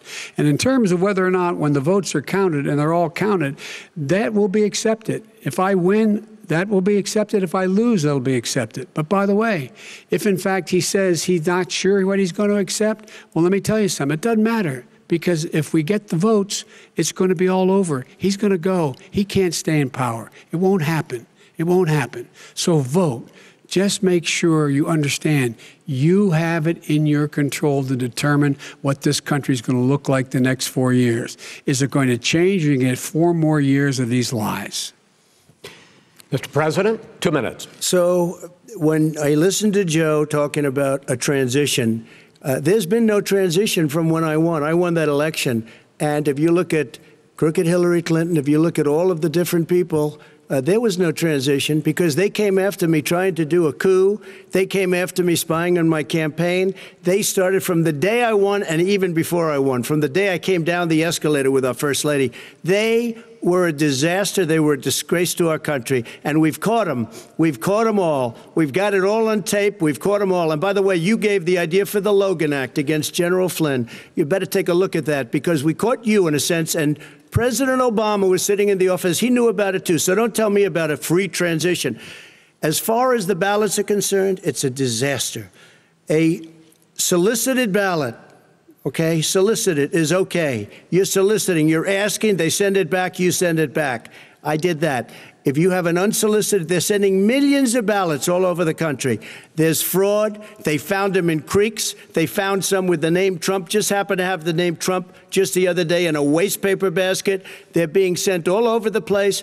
They sent 2 in a Democrat area. They sent out 1,000 ballots. Everybody got 2 ballots.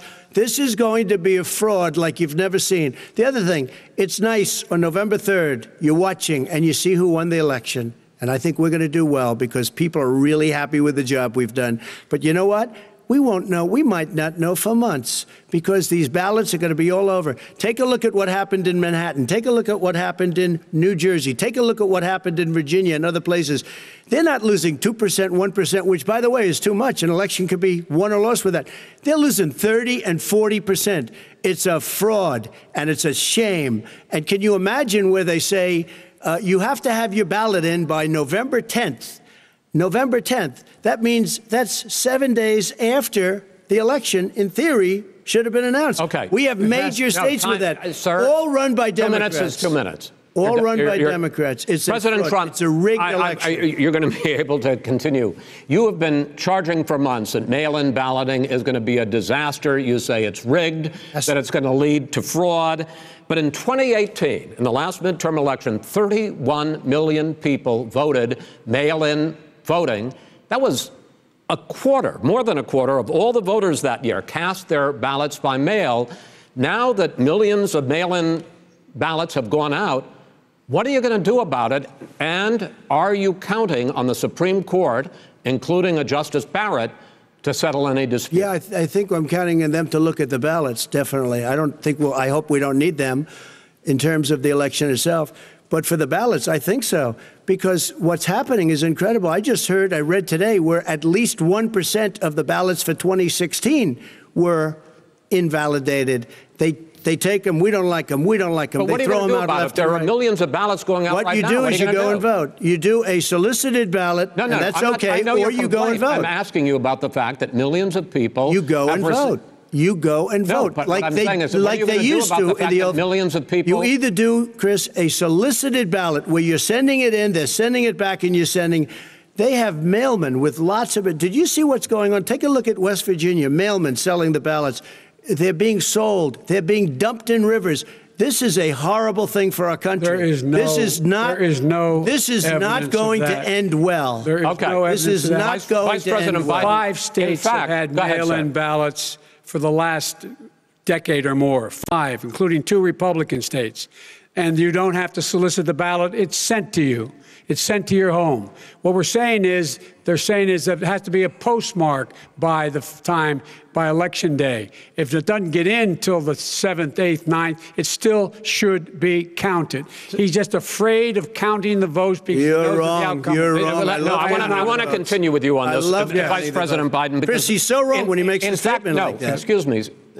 Vice President Biden, the biggest problem, in fact, over the years with mail-in voting has not been fraud historically. It has been that sizable numbers, sometimes hundreds of thousands of ballots are thrown out because they have not been properly filled out, or there is some other irregularity, or they missed the deadline. So the question I have is, are you concerned that the Supreme Court with a Justice Barrett will settle any dispute? I'm concerned that any court would settle this, because here's the deal. When you get a ballot and you fill it out, you're supposed to have an affidavit. If you didn't know, you have someone say that this is me. You should be able to, if in fact you can verify that's you before the ballot is thrown out, that's sufficient to be able to count the ballot because someone made a mistake and not dotting the correct I. Who they voted for, testify, say who they voted for, say it's you. That is totally legitimate. All right. Excuse me, Chris, when you have 80 million ballots, I have a final Senate question. And swamping the system, you know it can't be done. You know it can't. And already there's been fraud. Mail service delivers wait a minute, gentlemen. In the final question is, in 8 states, we can keep talking. In 8 states, election workers are prohibited currently by law, 8 states, from even beginning to process ballots, even take them out of the envelopes and flatten them until Election Day. That means that it's likely, because there's going to be a huge increase in mail-in balloting, that we are not going to know on election night who the winner is, that it could be days, it could be weeks, could be months, until we find out who the new president is. So first for you, sir, finally for the Vice President, I hope neither of you will interrupt the other.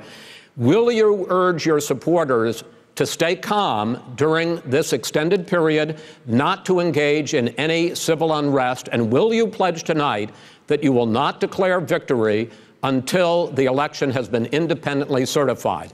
President Trump, you go first. I'm urging my supporters to go into the polls and watch very carefully, because that's what has to happen. I am urging them to do it. As you know, today there was a big problem. In Philadelphia, they went in to watch. They're called poll watchers, a very safe, very nice thing. They were thrown out. They weren't allowed to watch. You know why? Because bad things happen in Philadelphia, bad things.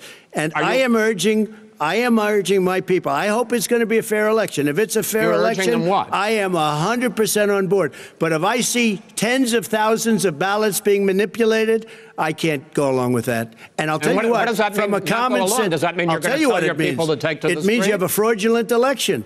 You're sending out 80 million ballots. They're not equipped to. These people aren't equipped to handle it. Number one. Number two, they cheat. They cheat. Hey, they found ballots in a waste paper basket 3 days ago, and they all had the name military ballots. They were military. They all had the name Trump on them. Vice President you think Biden, that's good? Vice President Biden, final question for you. Will you urge your supporters to stay calm while the vote is counted, and will you pledge not to declare victory until the election is independently certified? Yes, and here's the deal. We count the ballots, as you pointed out. Some of these ballots in some states can't even be opened until Election Day. And if there's thousands of ballots, it's going to take time to do it. And by the way, our military, they've been voting by ballots since the end of the Civil War, in effect.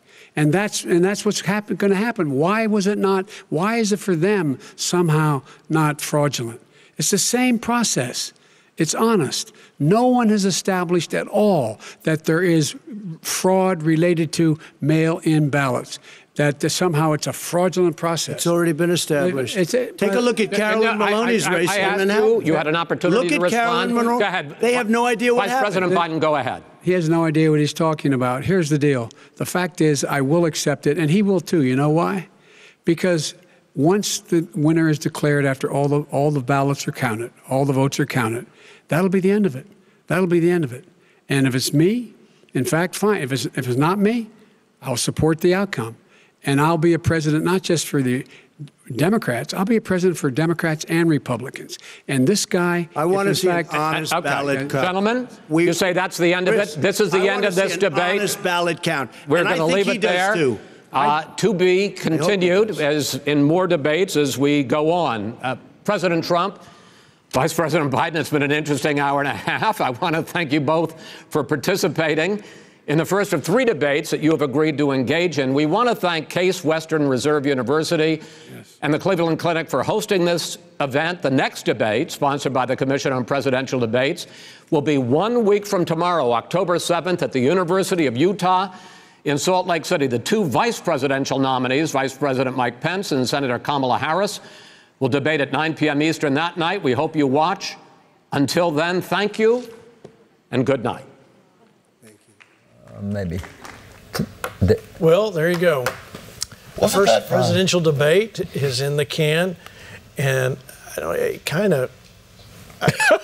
it's one point I was saying, I want to talk to my kids and say, both of you, go to your room. How many of you were praying in the Spirit or just praying?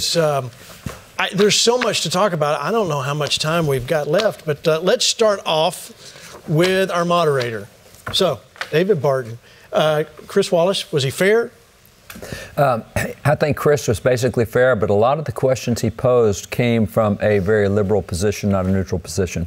Global warming. The global warming question was not global warming, there hasn't been a temperature increase globally in 24 years. So that's not a question, but it came from the position that it exists. So now that I say that it exists, what do you say? And so he didn't ask from the question, are you for or against? He put the statement out there. He did the same thing on race, the way he asked the race question. He did the same thing on voter integrity question. So he came from the argument the left is already using, and he phrased it in that way, which makes it hard to be neutral. Makes it hard to come back with your position, because now you're having to knock down the moderator's position and then try to get back to answer. So I think Chris will be the most neutral of all the ones we're going to see in the presidential debates. But even at that, and I thought some of his questions really were neutral. They didn't have a tone. He seemed upset. Like he seemed like it got to him. It got to him. It got personal for him.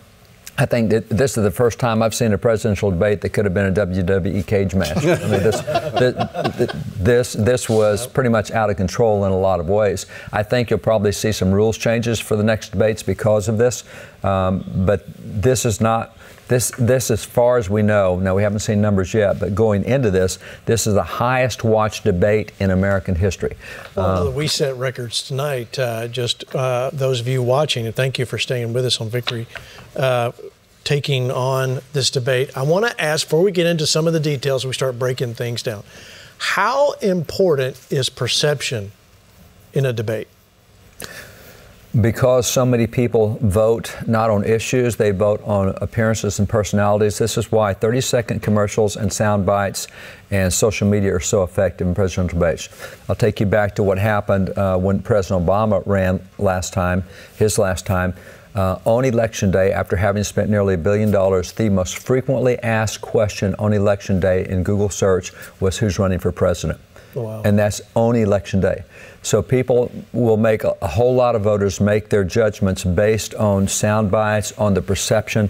I think Biden came off less confrontational. He came off a whole lot. I think he overperformed all the expectations that conservatives had for him. He'll be dubbed the winner. He's going to be dubbed the winner. Absolutely. And so he came off a lot more presidential, if that really matters. You know, Yeah. people have their positions.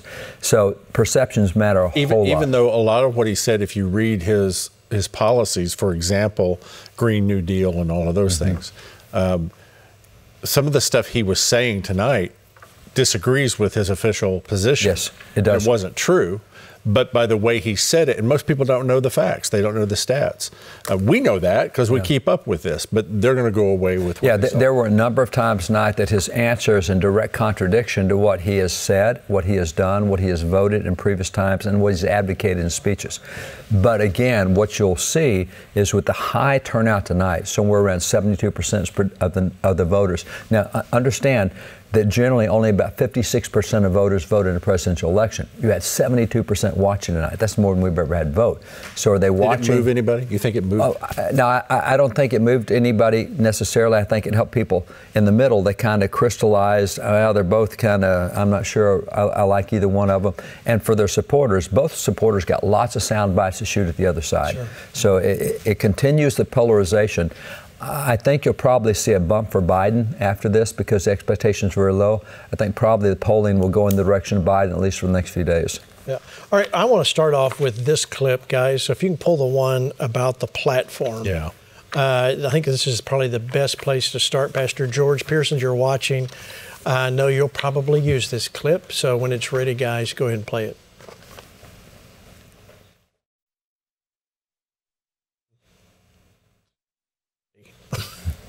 They're not ready. Okay. So well, we can say what it was. Okay, go because ahead. He said, "I am the I am the Democratic Party. That is my platform. I approve that platform." And so why is that so crucial? now, see, here's the deal. That's not an important statement unless you read the platform. Yeah. And most voters will not take the time to read the platform. If they take the time to read the platform, they go, oh my gosh, I didn't know they said that. I didn't know they believed that. And so you look at the positions that he took tonight in favor of funding police, which is a different position from what he's held. It's a different position from what the Democrat Party holds as well. And so there were many times I was thinking just, your platform says this. You said that you approved the platform. Right. That's very different from what you said. Him on. He said, that's not what your platform says. That's right. He says, I am the Democratic Party. I am the platform. And I wrote it down. I approved the platform. That's right. That's right. So he said he approved the platform. When Pastor George talks to us about what's in the platforms, that should tell you, believer, child of God, everything you need to know right there. Yeah, you don't need to go any further.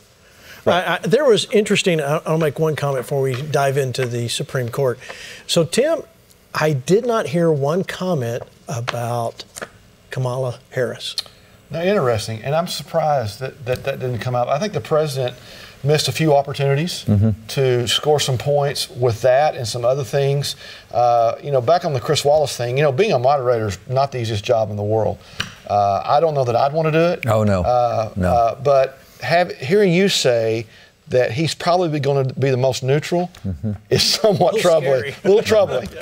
You know what I really believe as I think about this, what we saw tonight is Joe Biden has been in his basement. Yeah. He hasn't been out campaigning. And had he been out, they would have had some of these sparring things on sound bites and in the press. This is the first time they've actually kind of come together in the court of ideas. Now, see, here's where this is interesting, because Biden has stayed essentially in the basement. He's done very few meetings. He's done a whole lot of Zoom meetings with the supporters.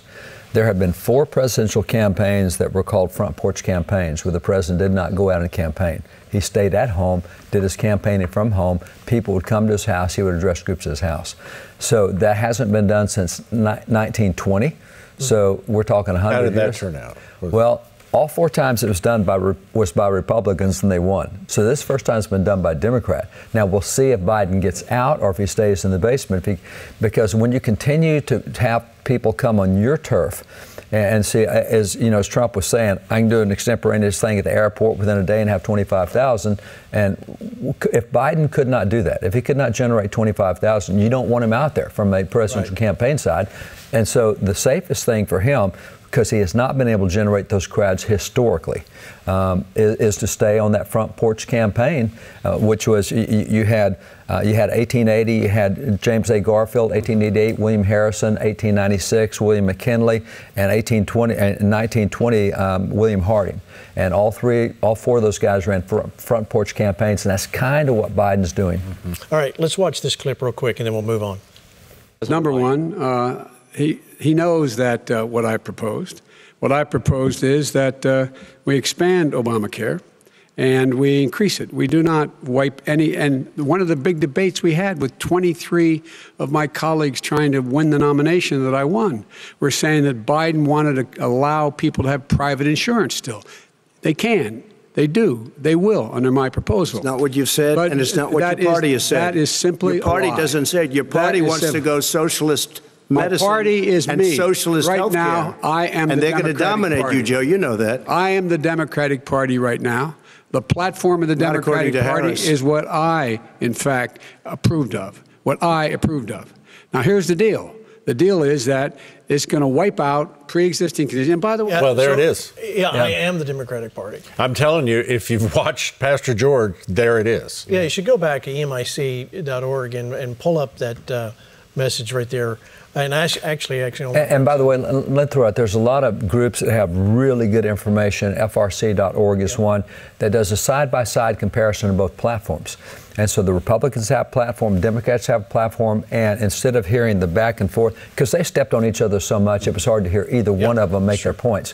Go back and read both platforms, because Biden said, I am the Democratic Party. I approve this platform.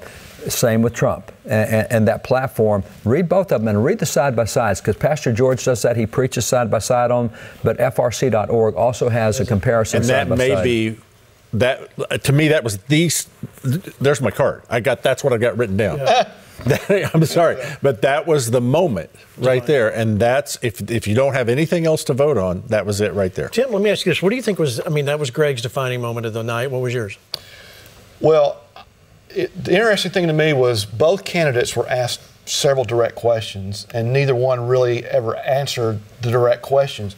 The one that caught my attention at the very beginning was when the vice president was asked about court packing and getting rid of the filibuster. He never answered that question directly. He never answered several questions that he was asked. Right, but that one in particular, which is troubling, because the whole court packing. To his credit, the president helped him. He did not have to answer. Yeah. Well, the thing you're taught in a thing like this is called deflection. If you don't want to go where the question is, you deflect to where you want to go. And Biden did a very good job of deflection tonight. He got to his issues without answering questions. And so that's another thing that will make Biden look like he won the debate, which he did a good job on. All right, let's watch this real quick clip, and then we'll be right back. The position I take in that'll become the issue. The issue is the American people should speak. You should go out and vote. You're in voting now. Vote and let your senators know how strongly you feel. Vote now. Are you going to pack the court? Make sure you, in fact, let people know you're a senator.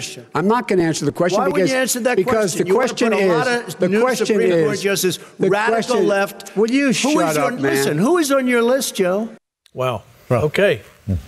Well, that's the other thing, is the vice president has not put out a list. And he can't afford to, because that gets him back onto policy issues. Right. And when he stays on policy issues instead of rhetoric, the numbers are not good for him. It's that simple. Policy issues he does not win on. He wins on rhetoric. Some of the stuff that really stood out to me, for example, the way it was framed in the debate. A president takes an oath to uphold the Constitution. And so one of the oaths of upholding the Constitution is observing what's called federalism, which is a really good deal, where the feds don't control everything. Mm-hmm. And so Biden kept Biden kept talking about, you're not spending money on education. Hooray, that's constitutional. States are supposed to do that, not the feds. You're not spending money on police. Absolutely, because that's a constitutional responsibility. Municipality in the state. That's right. And so many areas that Biden kept saying, you're not spending on this. And for voters who don't know the Constitution, they think, oh, the government should do that. Well, it should be state government does it, not the federal government. So again, Biden did a good job of appealing to the populace, and the populace right now is not very educated in civics and governmental affairs. All right, Greg, do you think, let's talk about Supreme Court. They pretty much came out swinging with Amy Coney Barrett. Do you think President Trump helped or hurt the cause? With his base, I think he helped it. I don't think he did any damage with his base. I don't know. It remains to be seen if anybody even recalls everything that he said about. Well, I think the one thing he said at the end helped people in the middle. Because Biden says she's going to vote to overturn abortion. He says, you don't know that. How do you know that? Yeah, that's true. See, and the fact that he took her, you're predetermined at how she's going to do things. She's extremely qualified. I think the fact that Trump took it back to, you don't know how she's going to rule things. Yeah. I think that was good for the average citizen to hear and see. Agreed. Agreed. Yeah. All right, Tim, so what about overarching theme from Joe Biden was this, he kept saying this president's failure to deal with whatever, failure to deal with law and order, failure to deal with economy, COVID, failure to deal with COVID. Do you think that worked for him? I don't know. I go back to something the president said in his acceptance speech about the fact that the vice president and that party tends to tear down the country, talk negatively about the country, and in all honesty, the country's really headed in a good direction. He talked about the economy. The president tried to talk about the economy several times, was interrupted. So, I don't know. Like David was saying, probably each guy scored points with their base. I don't know that the needle moved either way with the things that the vice president was saying about. I don't know how he thinks the president can cure COVID, but Well, my curiosity was, how is Trump responsible for people being burned out of their houses and flooded out of their houses by force and rain? I don't think he controls the weather yet. Right. And so questions like that. But some of the other things that, again, I hear things maybe a little differently from other people. But when Biden was saying, hey, there was a peaceful protest going outside your White House, you walked outside that peaceful protest, you went over to that church, held up that Bible, pandering. That Bible was held up in front of a church that had been burning for almost 2 days because the protesters would not let the firemen and the police get in to put out the fire. That's not a peaceful protest. No. And so he called it a peaceful protest, and no, he's just showing you didn't get the church burned down, this is going to stand. Now, it was a photo op, for sure, but it was a message photo op that you're not going to destroy churches. And by the way, if you haven't noticed, those same peaceful protesters last week tore the head off Jesus at a church in El Paso. They've done it in Miami. They've done it all over the country. In a period of a week, 11 churches were desecrated. Jesus is a huge target for them now, and those are peaceful protesters? I don't think so. All right, let's go back. My fault, I jumped ahead. Let's go back to the Supreme Court. President Trump said this: we won the elections. Elections have consequences. Let's roll that clip. I will tell you very simply, we won the election. Elections have consequences. We have the Senate, we have the White House, and we have a phenomenal nominee, respected by all, top academic, good in every way, In fact, some of her biggest endorsers are very liberal people from Notre Dame and other places. So I think she's going to be fantastic. We have plenty of time. Even if we did it after the election itself. I have a lot of time after the election, as you know. So I think that she will be outstanding. She's going to be as good as anybody that has served on that court. We really feel that. We have a professor at Notre Dame, highly respected by all, said she's the single greatest student he's ever had. He's been a professor for a long time at a great school. And we won the election, and therefore we have the right to choose her. And very few people knowingly would say otherwise. And by the way, the Democrats, they wouldn't even think about not doing it. If they had, the only difference is they'd try and do it faster. There's no way they would give it up. They had Merrick Garland, but the problem is they didn't have the election, so they were stopped. And probably that would happen in reverse also. Definitely would happen in reverse. All right, so, I don't want to spend a lot of time on this because, David, I want you to simplify the fact. The president talked about they won the election. He has a duty. He's not out of being the president yet. As he said, he has a 4-term year, not a 3-term year. Yep. Now, 29 times we have had a Supreme Court seat come open in the last year of a president's term. And as he pointed out at the end, hey, Democrats under Merrick Garland, which was when President Obama was president, there was a nominee that came open, and they didn't get that Supreme Court justice. It's because the Senate was Republican. This time, the president's Republican, Senate's Republican. So out of the 29 times, 17 of the 29 times, 19 times the same party has had the Senate and the presidency as it is right now. 17 of those 19 times, they confirmed that judge in those last days in that last year.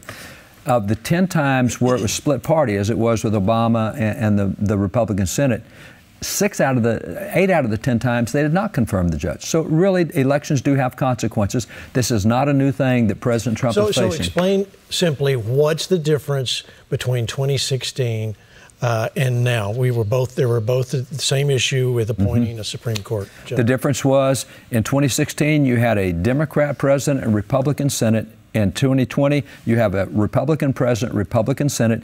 Those are the two entities it takes under the Constitution to confirm a judge of the court. And you did not have both of them in the same party in 2016.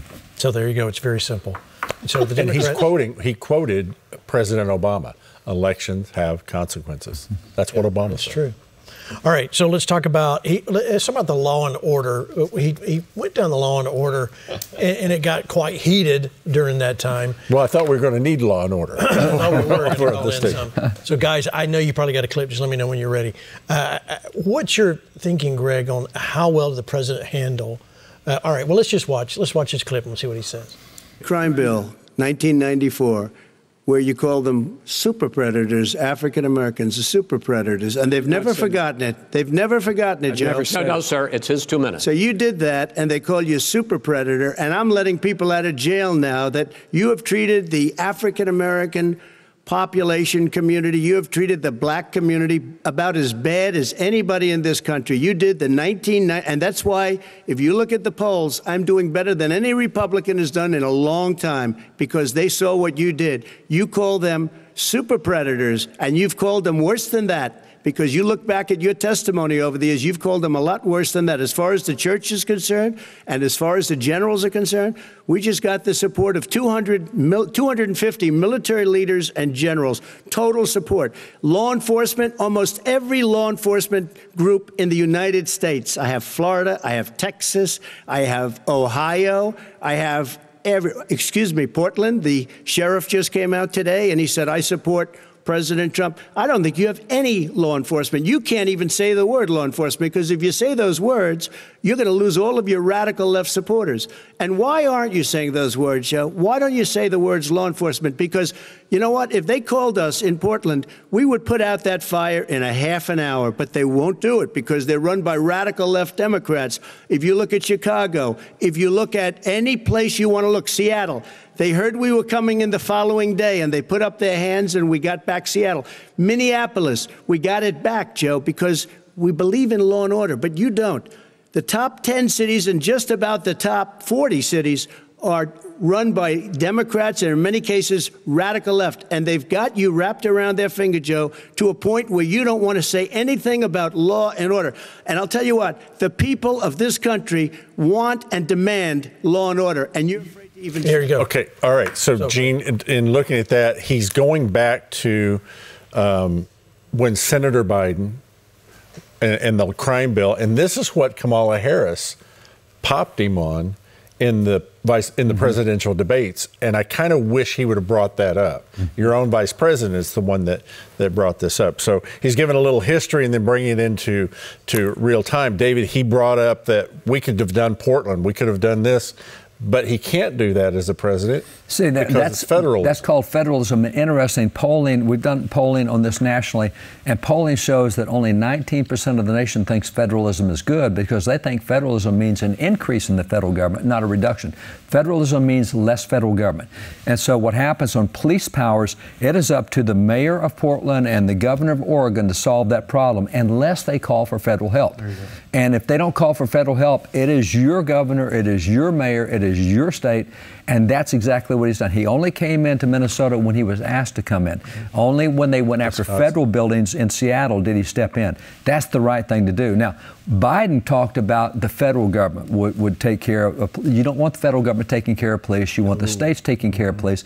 Federalism is a really good deal, and it was really up front tonight, just nobody really recognized it. But that's a huge issue. Even near us here in Texas, in the Oklahoma City Federal Building, when that blew up, well, the federal government came in because it is a federal building. A federal building. That had been blown up. And as the protesters were going through cities, President Trump started putting federal officers around the federal buildings to protect the federal statues. And, as the protesters were destroying police buildings and police structures, he protected all the federal structures, federal courthouses, et cetera. Which he's required to do. He's required to do. That is federal property. He can protect that. He can't protect the rest of the state unless he's asked to.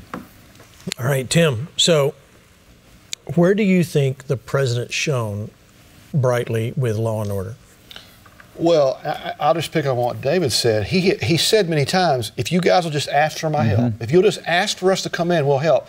The whole states' rights thing, and I agree with David, I think so often. And by the way, states' rights, don't misunderstand that in the term of the 1960s, because in the black community, states' rights is the Confederate flag and the right to have lynchings. That's not, states' rights constitutionally. There you go. Is not the way it was handled in the South in the 60s. States' rights constitutionally is the jurisdiction of the state stays here and the federal government stays here. That's exactly right. And the president understands that, and that's why he's not overstepping his boundaries there. All they have to do is ask for help. He said that several times tonight, and they just haven't. And I think because of the fact that people aren't educated enough on that, then the vice president is able to muddy the waters and make it sound like, well, the president's not doing anything. He's just sitting back and watching it. In fact, he even said he's pouring gasoline on a fire, and which is really not true. I thought what the president did tonight was, actually, you're upholding the Constitution. That's a really good thing. That was never a discussion. That never came up tonight at all. But in so many of his answers, it was not the answers that people really kind of want to hear, because they do want to hear the government's going to fix it. But the question is, which government should be fixing it? And that's why Trump kept pointing to the 40 blue cities that have all the violence and the blue stuff. But people weren't catching that that's a constitutional issue he's talking about. Let me stop you there. We're going to go to a break. When we come back, we've got a special guest that's going to speak to law and order and what that really means. Don't go away. We're going to be right back right after this.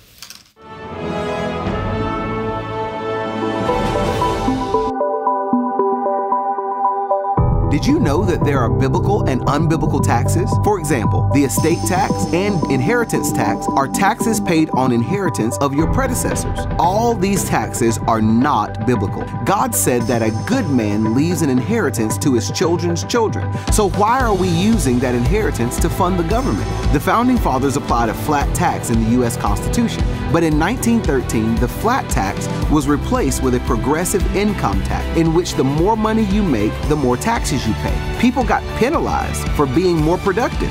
Why didn't God require wealthy people to pay more? Under the flat tax, the rich do pay more, but everyone pays the same percentage. God has the same standard for everybody because He is a God of justice and equality. As Christians, we need to pray and vote in accordance with the Word of God in regard to taxes.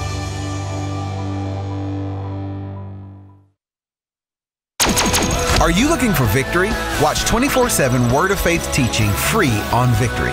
Find us on several over-the-air channels, Roku, Apple TV, Amazon Fire devices, the Victory app, YouTube Live, iHeartRadio, TuneIn, GoVictory.com, and KCM.org/watch/live. We're using every available voice so you can experience victory.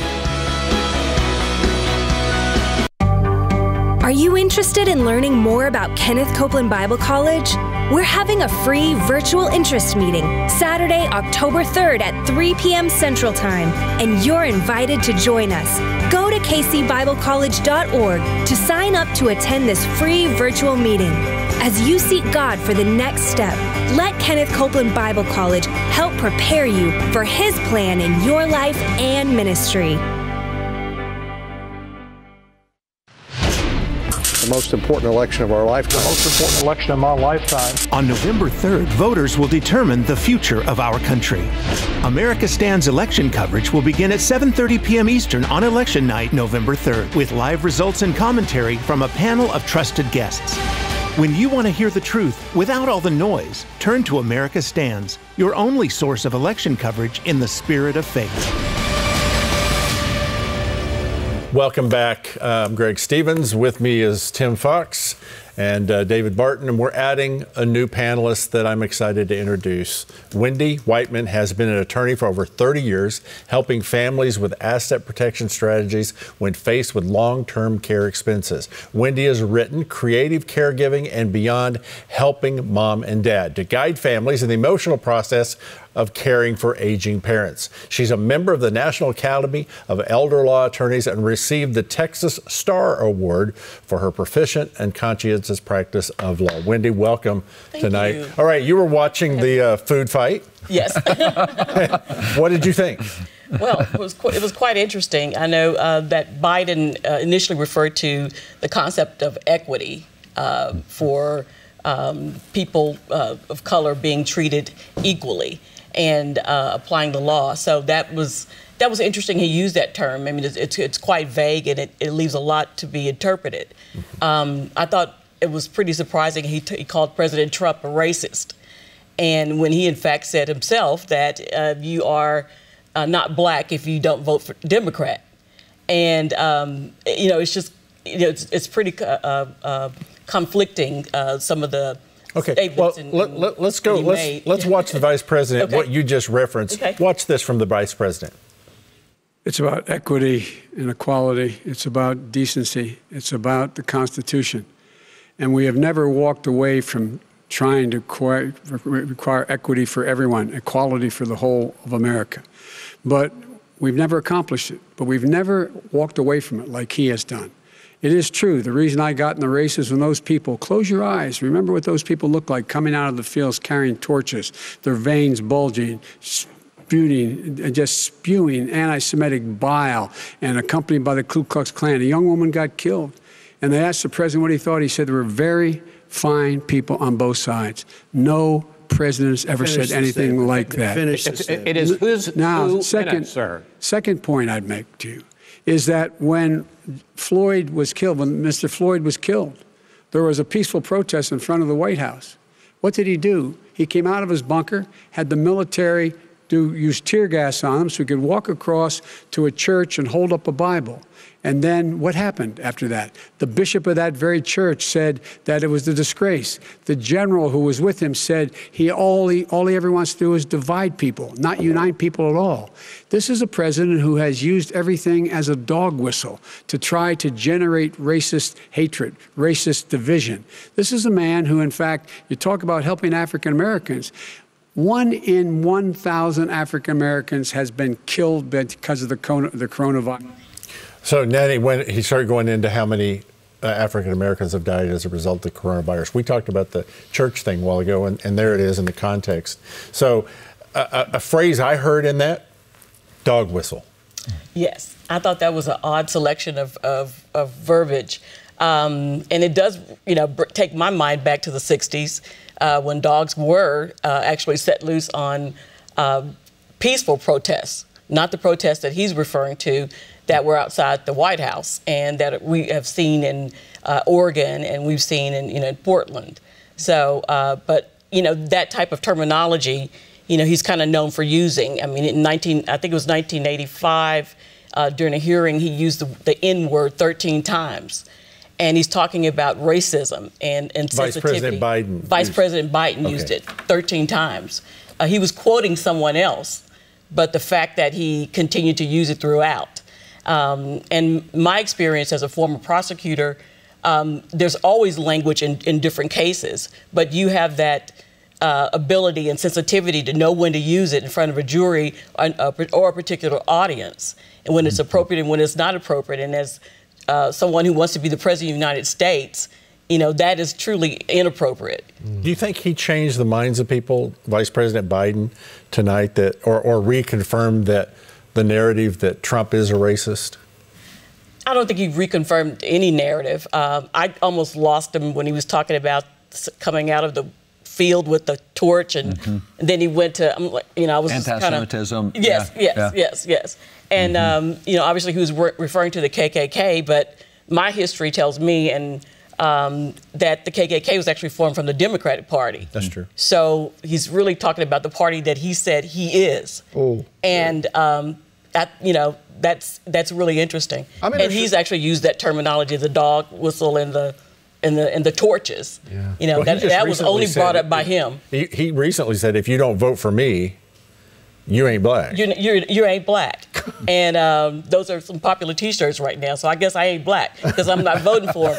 But he's defined that, and that's part of that equity I think people use sometimes, so they can have liberty in determining what they want things to mean when it's convenient and when it meets their narrative. There was a really heated exchange about law and order. I would love to get your perspective on what you saw in that little exchange and your perspective on the whole law and order issue.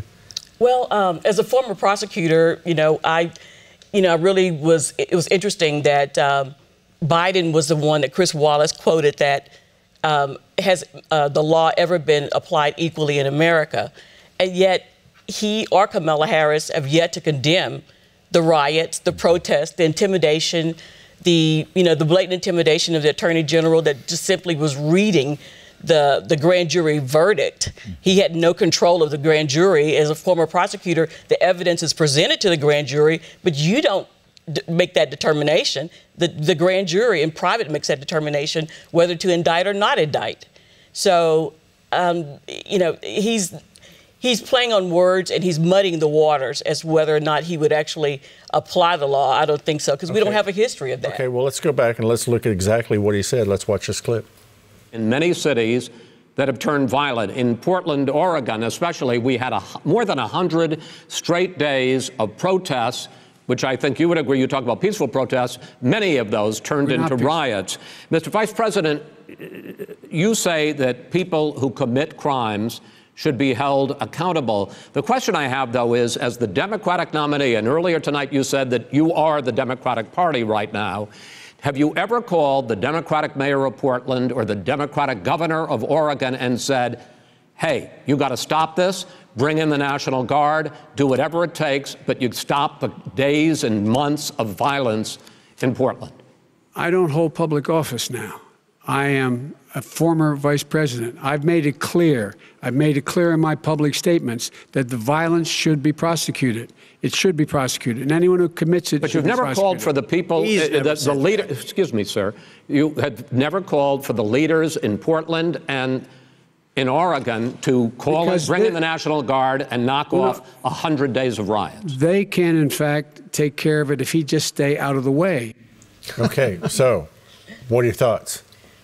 Well, he talked about, the violence should be prosecuted. Well, to get it prosecuted, you've got to actually make an arrest or investigate. And not bail them out. Exactly, and not bail them out with the fund that he and Kamala Harris were talking about, bailing out people who are obvious, career criminals and sex predators, that they were encouraging people to contribute to that fund. So you've got to at least start with an investigation or have a police force available to even make an arrest in order to be prosecuted. Let me throw in also that something that President Trump, I think, should have mentioned that he did not, was he did it, but he didn't do it long enough for people to understand what he's talking about, and that was the criminal justice reform bill that he got passed. I for many years, have been on with a group of black leaders, white leaders, Hispanic leaders, what's called right on crime, wanting criminal justice reform. Our faith guys in the Senate, like James Lankford, others, have taken that bill, and the president signed it. It was a bipartisan bill. And so biblically, the purpose, what you want with any criminal justice is you want justice, and then you want restitution for the victims, and then you want, if possible, restoration of the one who committed the crime. And so the restoration part and the restitution part have been left on the table. There's not much that goes to victims. We put guys in prison. But as we had the guy on 2 or 3 weeks ago, I remember he had done 3 bank robberies. He got in a faith-based prison program, turned him around. And now the hundreds of guys that he has taken rehab, that's the restoration side. And that is something that is now possible under President Trump's justice reform bill. You still keep the justice, haven't got the restitution yet for the victims, but we are getting the restoration of those that are possible. Some you can't restore. Some that you get a faith transformation. You want to be able to change those guys, and that's something that now we can do in federal prisons in a way we could not previously. Texas is one of the 15 states that has a lot of faith-based prisons in Texas. So Texas, Louisiana, Indiana, others. But federal level, it had been a little tougher, but now it's easier. I still think it's funny that he deflected this, and I thought this was maybe Biden's worst moment right there, one of the worst moments, when he said, I'm not in public office. Yet you said you're the Democrat Party. And you're running for public office, and yet you're not going to be talking to the guys that you're hoping to lead. I mean, at that point, what you're doing is you're talking to those guys, say, hey, if I get there, I'm going to help you solve this problem. You're already talking to them. So that was not even logical from a campaign position, because I've been to too many campaigns. You start calling those guys as soon as you're the nominee, start building your support all over the nation. So that was a fall down moment. A lot of people may not have recognized it as such, but from the inside of a campaign position, you're already making those contacts across the nation. His running mate was the Attorney General. You know, we touched on this earlier, David, about the way Chris Wallace moderated. Do you think that the framing of the questions leaned one way or the other in your mind? I thought a lot of them were neutral, but when he said, will you come out and condemn white supremacist groups, the implication was white supremacist groups are Republican. And that's why President Trump answered, wait a minute, we're talking leftist groups, because Antifa is largely a white group, but they're not a Republican group. And the Klan, as Wendy pointed out, the Klan was started by the Democrats in 1866. I thought it was. Watch it. Here it is right here. The point is that that's what he keeps trying to rile everything up. He doesn't want to calm things down.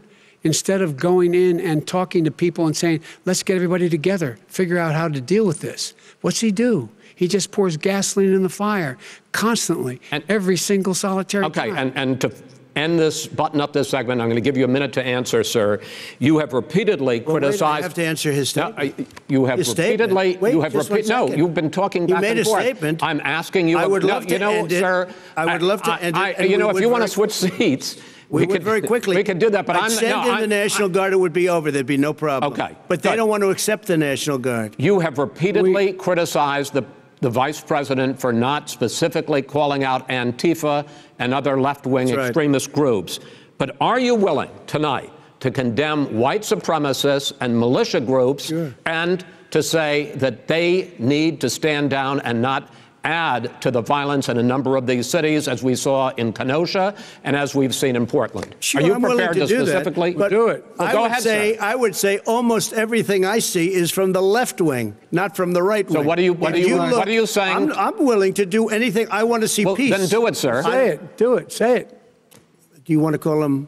What do you want to call them? Give me a name. Give me a white name. Supremacists and white supremacists. Like me to condemn? White supremacists and right Proud Boys.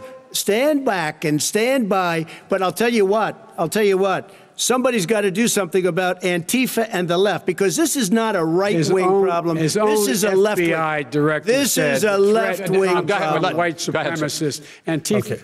Yeah, Antifa's an idea. Okay. That's what he was about to say. Antifa's an idea. That's what he was about to say. Okay, you wanted to touch on that. Well, one of the things that Chris did was he threw the white supremacist groups in with militias.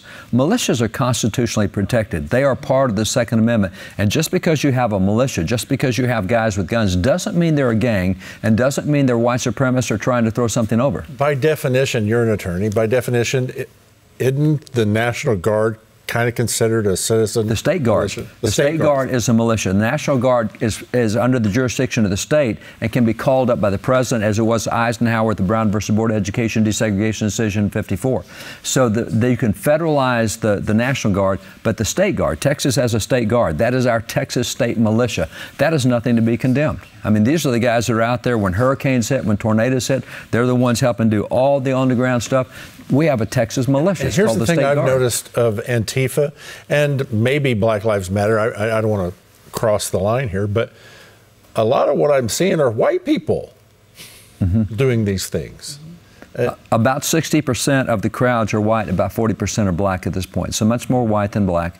And Antifa, yeah, but he made the point to say that white supremacists and militias. And Trump tried to pivot and say it's the left. And it doesn't matter what color it is, it's the left. Yeah. And that philosophy is what's driving so much of that. But, you know, Wendy, you see this as a prosecutor. You know much more that it's a heart condition. It's not the identification of what group you're with. It really is a heart condition. It is. And that's unfortunate, too. But, you know, I thought Biden, you know, he'd referenced that President Trump didn't really care for people because he was having rallies and people were going out there and supporting him. But at the same time, he would never condemn the riots. There wasn't a problem with coronavirus when the riots occurred, but there was a problem at the rallies. So, you know, I believe he just creates a narrative that's convenient and then actually fits his factual situation, whatever he wants to promote at that time. So, how should the average American look at what we saw tonight?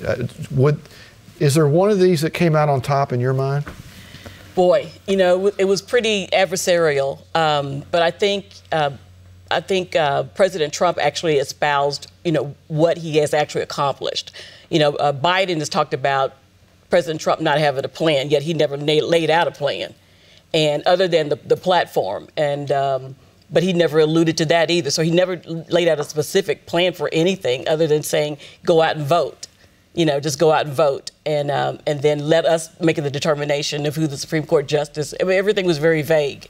So I think President Trump came out on top. Yeah, let me touch that because a couple of programs back, we talked about the way this has been in presidential elections since 1963. And for the Democrats, usually 2/3 of the nation believes in Republican policy. They don't know it's Republican, but Republican spouse. And about 1/3 of the nation goes with personality over policy all the time. So for the Democrats to get people on their side, they have to get people away from policies and looking at personalities. And so I started writing down adjectives and denominators that Biden was using about Trump tonight. He said the president's a liar and everybody knows he's a liar. He's a fool. He's a clown. And so that's the kind of stuff that drives people. They get off of policy and they start thinking, oh, he's just a loser. I'm going with the winner. And so that's how Democrats have to gauge the debate. They will not have policy issues on substance because they can't lose. As Trump said, give me the list of Supreme Court justices you're going to nominate. He can't do that. The American people will turn on the other side. I really expected President Trump to call him Sleepy Joe. I never heard it once. I expected some kind of title. I expected he did get the Hillary, nickname. you know, Crooked Hillary he got. And he did, and Crazy Bernie. Yeah. But he never did that. He did not do that. What got me was Vice President Biden calling him names. Yeah. A clown. I heard that several times. Yeah. And some other things. And it really surprised me that in that way that narrative was flipped. Well, that's what's worked since 1963, is if you can attack the character of the other person, then you don't have to talk about policies. And you did not see much policy talk tonight at all. No, there wasn't. From him at all. The president did try to bring up the Hunter Biden situation. He tried to insert that several times, and Chris Wallace shut him down a couple times. And the vice president did not like that at all, did he, Wendy? No, he didn't. And he got pretty offensive. And, you know, he did call, he said President Trump wasn't very presidential, yet, you know, like you were saying, he called more names. He did more name calling tonight than anybody. And he was trying to protect Hunter Biden. He didn't want to talk about that because he didn't want to talk about the fact that that was under his watch as vice president, that self-dealing with his own son while he's vice president of the United States. It was quid pro quo, and he didn't want to talk about that issue. So he's still protecting it. It's still an investigation that needs to occur, but, you know, he wants to kind of smooth over that again. So. And his other son being kicked out of the military because of drugs, he said not true. Is it true? I don't know. I have not investigated that. Yeah. I do not know. Yeah. Fact checkers. Fact checkers. Fact checkers. All right, we're going to continue to bring you more of this kind of coverage as we go. We just got a few minutes left. Let me just ask you first this: did this swing the pendulum at all tonight? Well, I think at this point, a lot of people in our country are pretty set on who they're going to vote for. I know that there has been an increase, at least from people I've spoken with in the African-American community, to support President Trump. They're silent about it because there's sometimes there could be attacks because of, you know, what you say if you support President Trump. But I think he probably has gained some more supporters. But for the most part on the left, I mean, it's very emotional, like you were saying, David. And because if they can appeal to that emotion, you know, I was a Democrat when I was younger. So it was all emotional about passion and things like that. So and charisma, nothing about policy, nothing about substantive issues. So as long as they can appeal to that, then they'll just keep the same supporters. Yeah. David, move the needle. Again, with 72% supposedly watching tonight and 56% actually voting, you're going to have a lot of people that weigh in on this that aren't going to be voters. There you go. I think you will see that there will be a bump toward Biden, and I think they'll publicize that nationally, that he's really moving. And so I think that'll be a narrative that's there, but I don't think it's there. We've seen the last two elections be really off on polling. We've seen studies since that saying, why is that? And people say, I'm intentionally misleading you. I don't want to tell you who I'm voting for. Yeah. We saw 3 weeks ago a study that said 77% of conservative folks won't say what they think because they're afraid of being attacked. Yeah. So I think you'll see a big bump in the media and in the polls toward Biden, but I don't think that'll necessarily play out in the votes. That is a reality. Next debate, will it be more civil, or will it be, how will it I would have loved for Chris Wallace to, at the end of that debate, ask both candidates, will you commit to do the next debate? And see what they said. I hope it would be more civil, but as David said earlier, if Chris Wallace is the most moderate debate host, we might be in trouble. More civil, less civil? The gloves off now, or is it going to be, because we saw Romney change between debate 1 and debate 2. Yeah. I think, President Trump might tone it down, but when provoked, I think he'll rise back up and meet the challenge. He's a street fighter, and so when you poke him, he's going to fight back. Yes. I think he did best when he let Biden finish his statement, then he came out and rebutted it afterwards, when they weren't talking on top of each other.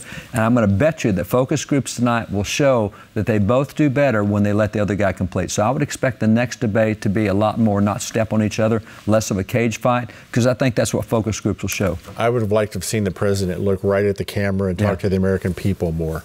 And hopefully somebody... See, Biden did that on a number of occasions.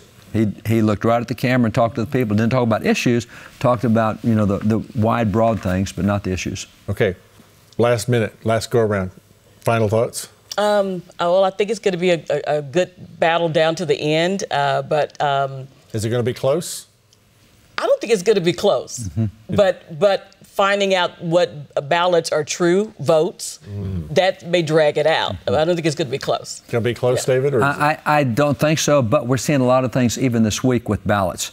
We're seeing what happened in Wisconsin today, where a federal judge appointed by Obama said, I'm going to give you an extra 6 days to count your votes.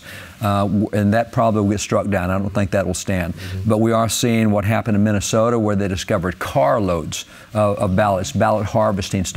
So maybe a lot of that gets solved before the election, but voting's already underway in many states. So I think it's a problem. Thank you for being with us. Final thought, 10 seconds. As I say on every program, it's getting near the end. The deadline to register to vote in a lot of states is Monday of next week.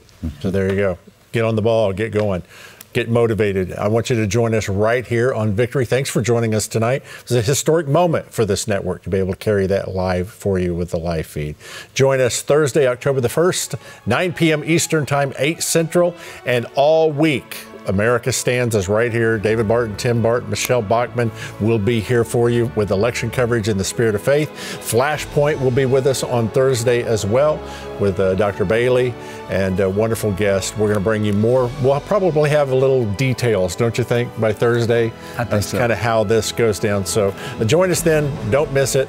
Thank you for joining us tonight. Register to vote. GoVictory.com/AmericaStands. You can find out all about all of that. Thank you guys so much for being with us tonight. A little bit late, but we'll see you Thursday right here on the Victory Channel. Know this, God loves you and we love you, and Jesus is Lord. We'll see you soon.